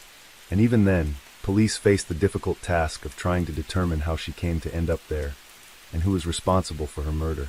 When her body was identified, Clear Creek County Sheriff Gene Kiefer spoke to the press about the discovery. Kiefer said it was determined that Shelley had been dead for about 60 days when she was found by amateur spelunkers. During the autopsy, the coroner said bruising about her head were consistent with being beaten, but could not determine if it was the cause of death. During the course of the investigation, police looked at numerous suspects, including several serial killers. Otis Toole was looked into, but soon ruled out after it was learned he was in Jacksonville, Florida at the time, where he was drifting and carrying out a series of murders that would see him captured and imprisoned. Another suspect was convicted double murderer and suspected serial killer Warren Forrest, who was quickly ruled out because he was incarcerated in 1974 for the murder of 20-year-old Krista K. Blake, a hitchhiker who disappeared from Vancouver on July 11, 1974, and whose body was found on July 16, 1976, in Tukes Mountain, Portland. Detectives also looked into Jake Tepler, a graduate of Tufts University and a resident of the nearby Snowmass Village, who was a former employee of a condominium complex, described as a nomad who wandered the area, going from one job to another, and never keeping one for long. A former coworker reported that Tepler was very sick, the kind of person who would go in the corner and jack off. Police soon ruled out Tepler, who had no criminal record. Others ruled out of the investigation included a man in Shelley's transactional analysis group that claimed, oddly enough, that he was alive during the Civil War, a quiet friend of hers that, coincidentally, drove a Volkswagen Beetle, and a man described as a chronic sex offender that lived nearby. However, one person in particular has persisted as the most likely killer of Shelley Robertson. Just 6 weeks after Shelley Robertson was last seen, a patrolman in Utah arrested the driver of a suspicious vehicle in Granger, a Salt Lake City suburb. The man, Ted Bundy, was a student at the law school at the University of Utah and claimed he was lost in the residential area after attending a drive-in movie theater. Because Bundy had driven away from the officer at high speed and without his headlights on, his car, a Volkswagen Beetle, was searched. The police found the front passenger seat had been removed and placed on the rear seats, while a search of the trunk uncovered a variety of items that caused the officers some alarm. Inside a black duffel bag, they found a flashlight, crowbar, ski mask, a pair of gloves, a pantyhose mask, rope, a pair of handcuffs, wire, a screwdriver, an ice pick, strips of cloth, and large green plastic bags. He was immediately placed under arrest on suspicion of carrying burglary tools. His car had already been suspected of involvement in an earlier case of attempted kidnapping against a young woman named Carol Duranch. In a search of his Utah apartment, detectives found a guide to Colorado ski resorts with a checkmark by the Wildwood Inn, from where Karen Campbell had disappeared on January 12, 1975, and was later found dead, as well as a brochure that advertised the Viewmont High School play in Bountiful, from where Debbie Kent had disappeared November 8, 1974. Without any solid evidence of his involvement in these crimes, Ted Bundy was released but placed under surveillance. His girlfriend, Liz Klopfer, was questioned by detectives and gave them testimony of unusual behavior exhibited by Bundy that she could not explain. She suspected his involvement in a series of missing women in Washington in 1974. When Bundy sold his Volkswagen Beetle, police impounded it and carried out forensic tests which found hairs that matched Karen Campbell. Other hairs were identified as belonging to Carol Duranch and Melissa Smith, who vanished on October 18, 1974 in Utah. Detectives then began looking to Ted Bundy's life to determine if he was, in fact, a serial killer. While conducting the search of Ted Bundy's Volkswagen, investigators reportedly found crumpled-up credit card receipts that placed him in Golden, either a few days before or on the day of Shelley Robertson's disappearance. Other sources, such as the 1992 Ted Bundy multi-agency report, puts him in Salt Lake City during that time frame. With no evidence of Bundy's involvement in Shelley Robertson's abduction, he was not immediately questioned by detectives investigating her murder. Bundy was put on trial for the kidnapping of Carol Duranch and was found guilty and sentenced to between 1 and 15 years. Afterwards, he faced the prospect of charges for the murder of Karen Campbell in Colorado. During his imprisonment in Utah, as he awaited extradition to Colorado, Cold Creek County Undersheriff Bob Denning traveled to Salt Lake City to interview Bundy about the murder of Shelley Robertson. During the discussion, Bundy reportedly told Denning, "I don't want to talk about that," when asked about her murder. Denning would later go on to say that he is 99% sure that Shelley's killer is Ted Bundy. On June 27, 1975, just a few days before Shelley Robertson was last seen, Bundy abducted and murdered Susan Curtis while she attended a youth conference at Brigham Young University in Salt Lake City. 4 days after Shelley was last seen on July 4, 1975, another woman went missing. Nancy Baird was abducted from the gas station where she worked in East Layton, Utah, and was never seen or heard from again. While incarcerated in Aspen, Bundy would escape twice from his jail cell. During his second escape, he traveled to Florida, where he committed the murders of Lisa Levy, Margaret Bowman, 2 Chi Omega sorority sisters, and later 12-year-old Kimberly Leach. For these murders, Bundy would be sentenced to death twice in 2 separate trials. During his time of death row, he refused to admit his guilt, claiming he had committed none of the murders for which he had been convicted. Ted Bundy was suspected by police of involvement in as many as 30 murders of young women, one of whom was Shelley Robertson. Shelley was last seen in the company of an unknown male described as a bushy-haired bearded man, who drove a beat-up old red Chevrolet pickup truck. Ted Bundy was known to change his appearance by growing a beard and wore his hair long. It is also known that around this time, he did own an old pickup truck until about November/December 1975. In the last days before his execution, in January 1989, Bundy confessed to numerous unsolved murders, including 8 known murders in Washington, 5 in Utah and 3 in Colorado, amongst others. Some sources claim he confessed to the murder of Shelley Robertson shortly before he was put to death. The Robertson family struggled to adapt after Shelley was taken from them. Her brother Mark was also taken from the family at a young age, when he died the same age as Shelley was when she was murdered. Mrs. Robertson talked about her daughter growing up, saying how Shelley dreamed that one day a white horse would come into her life and she would name him Brownie. One day Shelley Robertson's dream came true when she became enamored with a neighbor's horse. One day, the young girl came running into her house shouting to her mother, "There's a white horse out there." The horse belonged to a rodeo clown, and when he heard about her dream, he helped Shelley get a little filly she named Bonnie, which she rode the dove gray mare bareback as she grew up. When Ted Bundy was finally executed in January 1989, Roberta Robertson traveled from Colorado to Florida, where she stood in a crowd outside the prison to wait for word of his death. Interviewed by a journalist, she said, "Killing Ted Bundy won't make me feel better, and it won't bring back Shelley. A lot of people seem to want it out of a vengeance, but it gives people a false sense of security, and it's terribly expensive." On March 5, 2013, a Facebook account named Missing Parents appeared, created by 2 siblings, Chow Hoi-ying and Chow Hoi-lung, in an attempt to find their missing parents.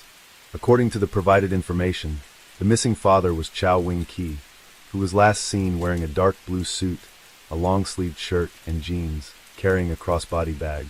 The mother, Tsuyu Yet-yi, was wearing a light-colored sweater and jeans, also carrying a crossbody bag. Both had been missing since March 2nd, after informing their children that they were going on a trip to the mainland. After several days of being unable to contact their parents, Chow Hoi-ying grew uneasy and decided to post about their disappearance on social media. In contrast to his brother's concern, Chow Hoi-lung remained quite calm when discussing their parents' disappearance. He insisted that he had gone with his parents to a tea house, and a few days later, he was the one who escorted them to the train station for their trip, making it unlikely that anything bad had happened.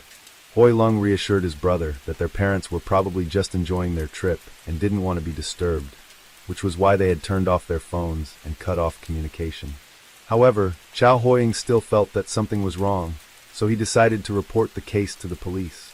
After receiving the missing person report from Chow Hoi-ying, the police began their investigation and immediately discovered several serious inconsistencies. The first was contradictions in Chow Hoi-lung's statements. Chow Hoi-lung claimed he had gone to a tea house with his parents, but security footage from the restaurant showed no signs of them being there at that time. The second was irregularities in the exit records. When police checked the departure records of Chow Wing-ki and Xu Yu-yi, they found that the couple had never actually left Hong Kong. This completely contradicted Chow Hoi-lung's claim that his parents had traveled to the mainland. Finally, the police couldn't ignore Chow Hoi-lung's unusual behavior during the interrogation.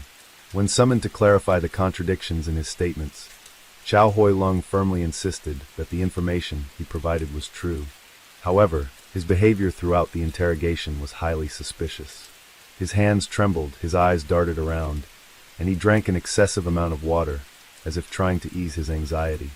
Based on these anomalies, The police immediately realized that Chow Hoi Lung was deliberately hiding something most likely. He knew exactly where his parents were. At first, Chow Hoi Lung continuously denied all accusations, insisting that his parents were simply away on a trip. He stubbornly stuck to his story, even appearing confused and blaming the situation. However, after several intense interrogations and immense pressure from investigators, Chow Hoi Lung eventually broke down under psychological stress and made a shocking confession. The Chow couple was dead, and he was the one who had murdered his own parents. But that wasn't even the most horrifying part. Killing them was just the first step in a much more sinister plan that Hoi Lung had been preparing for a long time. On March 15, 2013, when police raided Chow Hoi Lung's apartment, they couldn't believe what they saw. The darkened room had become the scene of a gruesome crime, more horrifying than anything from a horror movie. On the floor, a box contained dismembered body parts, all covered in a thick layer of white salt, as if they were being preserved. In the corner of the room stood two large refrigerators, and when officers opened them, they were horrified as two frozen, stiff heads tumbled out. Inside the fridge, human organs were neatly arranged. In fact, at first glance, one might mistake them for pieces of processed animal meat. The most terrifying discovery was the neatly packed bags of minced meat that looked just like barbecue pork, except the meat inside wasn't pork, it was human flesh. The police were further horrified when they found human tissue remains inside the microwave and rice cooker. What exactly had Hoi Lung done to his parents? Investigators quickly found the answer when they discovered a small notebook hidden under Chow Hoi Lung's bed. Inside, they found a meticulously detailed plan written by Chow Hoi Lung, outlining every step of how he murdered his parents, along with a step-by-step recipe for making the horrifying barbecue pork lunchboxes. Not only had he killed his parents, but he had also turned their bodies into food, an act so depraved that only the most deranged individuals could commit it. The police immediately arrested Chow Hoi Lung, determined to bring this monstrous criminal to justice.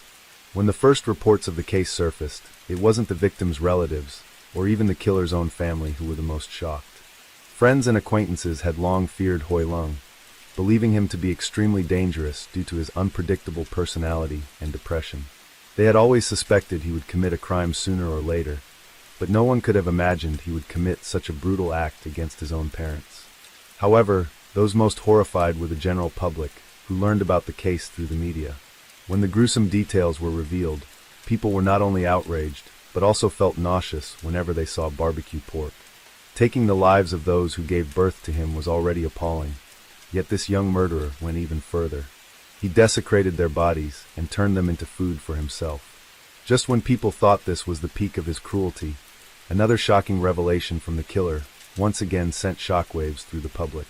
It turned out that Chow Hoi Lung hadn't carried out this plan alone. On the contrary, the crime had been meticulously planned with the strong support of a close friend, Se Chun Kei, a key figure in the case. Killing his parents, and even turning them into food just because of something his best friend said? Can you believe it? I'm sure that if anyone had a friend who dared to suggest such a thing, they would be beaten to a pulp, let alone manipulated into actually doing it. But ironically, Hoi Lung did the exact opposite of what most people would. A few days before executing his plan to kill his parents, Chow Hoi Lung met with Se Chun Kei, his closest friend at the time. Feeling sad and depressed, Chow Hoi Lung confided in Se Chun Kei about his extreme decision, saying that he no longer wanted to live. However, Se Chun Kei's advice was not encouragement, but the ignition of a deadly idea. Se Chun Kei not only suggested that Chow Hoi Lung was a victim of life, but also implied that his parents were the true culprits who had pushed him into this tragedy. Se Chun Kei bluntly stated that if Chow Hoi Lung wanted to free himself from his suffering, he had to kill his parents. As long as they disappear, the police will assume they're dead, and their assets will belong to you, Se said with a calm demeanor. With his monstrous words of encouragement, Se Chun Kei not only failed to stop Chow Hoi Lung, but also became his accomplice, the one who incited and guided him down this blood-stained path. The anxiety over his mounting debts, combined with the encouragement from his best friend, led Chow Hoi Lung into a foggy state of greed and fear. Se Chun Kei's suggestions were like fuel to the fire, prompting Chow Hoi Lung to start planning his parents' murder without leaving a trace. Over the next 3 months, the two secretly devised a detailed plan to kill Chow's parents as silently as possible. The two deranged young men purchased knives, a refrigerator, a microwave, and a rice cooker, waiting for the right moment to strike. Before committing the crime, they chose Tse Chun Kei's apartment in Haixing Building, Tai Kok Sui, as the location. On March 1, 2013, after Chow Hoi Lung and Tse Chun Kei had prepared everything, Chow called his parents, telling them he had bought an apartment at Haixing Building, when in reality, it was Tse Chun Kei's home, and invited them over to see it. At 11:40 a.m., his parents arrived at Haixing Building and then entered an apartment on the third floor, as Chow Hoi Lung had arranged. Su Yi stepped inside first, but before she could even look at her son's new home, someone suddenly jumped out from behind the door and slashed her neck with a knife. Before she could even scream, the attacker struck her again in the stomach and back. At that moment, Chow Hoi Lung's father, Chow Wing-ki, realized what was happening after witnessing his wife being brutally murdered by Tse Chun Kei. But he never expected that his own son, Chow Hoi Lung, would suddenly appear before him, wielding a knife, ready to kill him. Chow Hoi Lung intended to kill his father the same way, but at just 164 centimeters, he lacked the strength to overpower him, leading to a violent struggle. After finishing off Su Yi, Tse Chun Kei quickly joined in to assist Chow Hoi Lung. With Tse Chun Kei restraining him, Chow Wing-ki was forced to the ground, before being stabbed in the neck and back. Working together, the two killed Chow Hoi Lung's parents in less than 20 minutes. However, even after murdering his own parents, Chow Hoi Lung was not satisfied. He went on to commit an act far more monstrous and revolting. With Tse Chun Kei's assistance, Chow decided not to leave the bodies intact. Instead, he planned to dismember them and turn them into barbecue pork. The two purchased 3 plastic containers, 7 knives, a hacksaw, and 6 large bags of salt, the perfect tools for their special menu. They used a microwave to heat body parts, soaked them in salt to prevent decomposition, and stored them in the refrigerator. At that point, the fridge was filled with horrifying barbecue pork lunchboxes. The police were utterly shocked by the brutal methods of Chow Hoi Lung. He had turned his own parents into grotesque dishes. The level of cruelty and depravity displayed by the killer far exceeded anything they had ever encountered in their careers. Truly, they had never faced a case as bizarre and haunting as this, where humanity had been completely erased, replaced by the boundless brutality of a man devoid of conscience. What exactly was the reason or conflict that led 29-year-old Chow Hoi Lung to such rebellion? When asked by the police why he killed his parents, Chow Hoi Lung suddenly burst into laughter.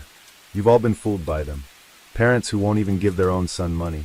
Can they really be considered good parents?"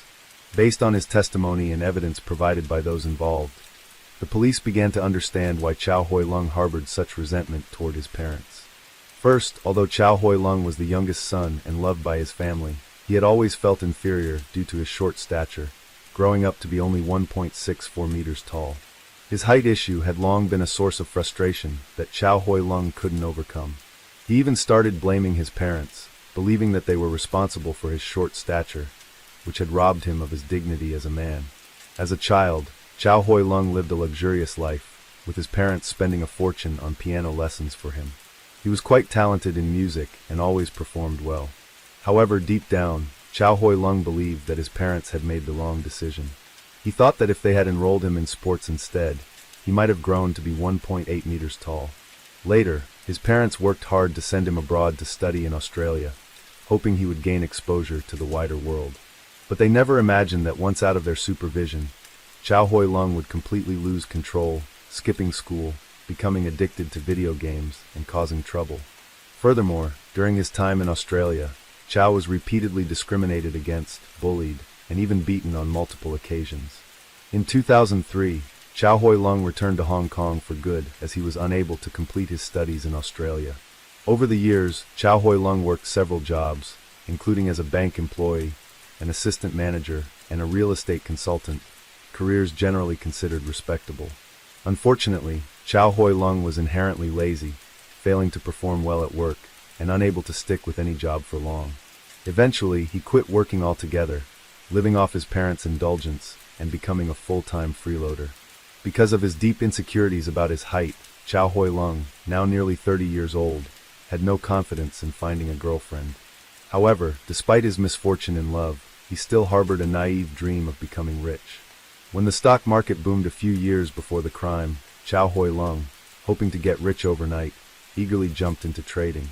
Lacking experience and expertise, he soon suffered a major failure. Due to reckless stock speculation, Chow Hoi Lung lost nearly $13,000. His parents later had to sell their house to pay off his debts. Considering that both Chow Hoi Ying and Chow Hoi Lung were already adults and of marriageable age, their parents carefully decided to use the money from selling the house to pay off debts and split the remaining amount between the two brothers, giving each around $50,000. However, despite being scammed, Chow Hoi Lung remained obsessed with stock trading and continued dreaming of getting rich. By 2013, he had lost more money and was deeply in debt again. He once again turned to his parents, demanding that they help him pay off his debts. He even urged his father to sell more of their properties. Chow Hoi Lung's incompetence greatly disappointed his parents. They firmly refused and insisted that he go out and find a job to repay his debts. After years of relying on his parents, he had lost the motivation to strive for success, making it difficult for him to step out of his comfort zone. His parents' refusal enraged Chow Hoi Lung, gradually fueling his resentment toward them. His hatred grew so intense that he even expressed his desire to kill his parents to his own cousin. Chow Hoi Lung stated that he had thought about traveling and murdering someone. He planned to end his own life before turning 30. However, after meeting someone named Ake, Chow changed his mind and decided he wanted to kill others instead. Chow no longer wanted to live because he disagreed with his parents, who had placed too many expectations on him, expectations he felt incapable of fulfilling. He also despised his older brother, who often beat him whenever their father scolded him. On August 4, 2014, the court held its first trial session with an initial panel of 7 jurors, which was later reduced to 6 during the first week of testimony.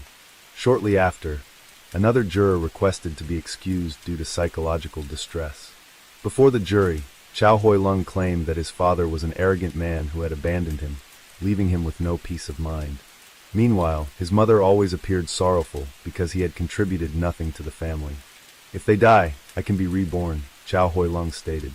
On August 13, 2014, Deputy Judge Michael Stewart Moore announced that the trial would restart with a new 9-member jury. The proceedings resumed in February 2015. Throughout the trial, Chow Hoi Lung's defense attorney argued for a reduced sentence based on mental instability. However, the prosecution emphasized Chow Hoi Lung's meticulous planning and multiple confessions. On March 9, 2015, Chow Hoi Lung's defense lawyer, Nicholas Adams, summoned psychiatrist Chung Ka-Fai to testify. Dr. Chung diagnosed Chow Hoi Lung with bipolar disorder and obsessive-compulsive disorder.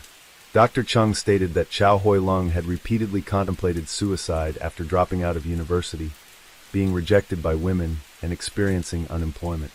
Louis Sing Hung, a consultant from the Su Lam Psychiatric Center, conducted IQ tests on both Chow Hoi Lung and Si Chung Koo. Chow Hoi Lung's IQ was found to be 126 higher than average, whereas Say's IQ was only 84. For reference, a typical IQ score falls between 85 and 115. Expert Louis Sing Hung argued that since Chow Hoi Lung had a higher IQ than Say, he may have manipulated and coerced Say into committing murder. On March 22, 2015, the trial for Chow Hoi Lung's parasite case concluded. Chow Hoi Lung was sentenced to life imprisonment for premeditated murder, while Say Chung Koo received a 1-year sentence for desecrating a corpse. As a young man with an IQ of 126, a privileged education, and the opportunity to study abroad, Chow Hoi Lung had a much better starting point than most people. However, due to his short stature and innate laziness, he lost the positive attitude he needed in life, ultimately making the grave mistake of murdering his parents. While Chow Hoi Lung's psychological imbalance and moral corruption were the primary causes of this tragedy, one could argue that his parents' overindulgence was also a contributing factor. The case of Chow Hoi Lung was not just a shocking crime. It posed a profound question about human nature and the extreme lengths to which cruelty can extend. Was his coldness and apathy merely a result of extreme circumstances, or was it an inherent trait that anyone could fall into when they lost control? The chilling case of Chow Hoi Lung, who murdered and cooked his own parents, became an inspiration for several films and TV productions. This horrifying story was reenacted in the 2-episode television drama Stained, which aired in 2017. The series, produced by Fox Networks Group Asia and directed by Patrick Kong, meticulously recreated the case with intense suspense. Additionally, the case was adapted into the 2018 TVB film OMG, Your Honor, reviving the public's fear of the crime. Most recently, in 2022, The Sparring Partner, a film based on Chow Hoi Lung's case and directed by Ho Chuek Tin, was released. The movie offered a fresh and in-depth perspective on the case, exploring various psychological and societal angles. It premiered at the 46th Hong Kong International Film Festival and officially hit theaters on October 27, 2022, garnering widespread public and critical discussion.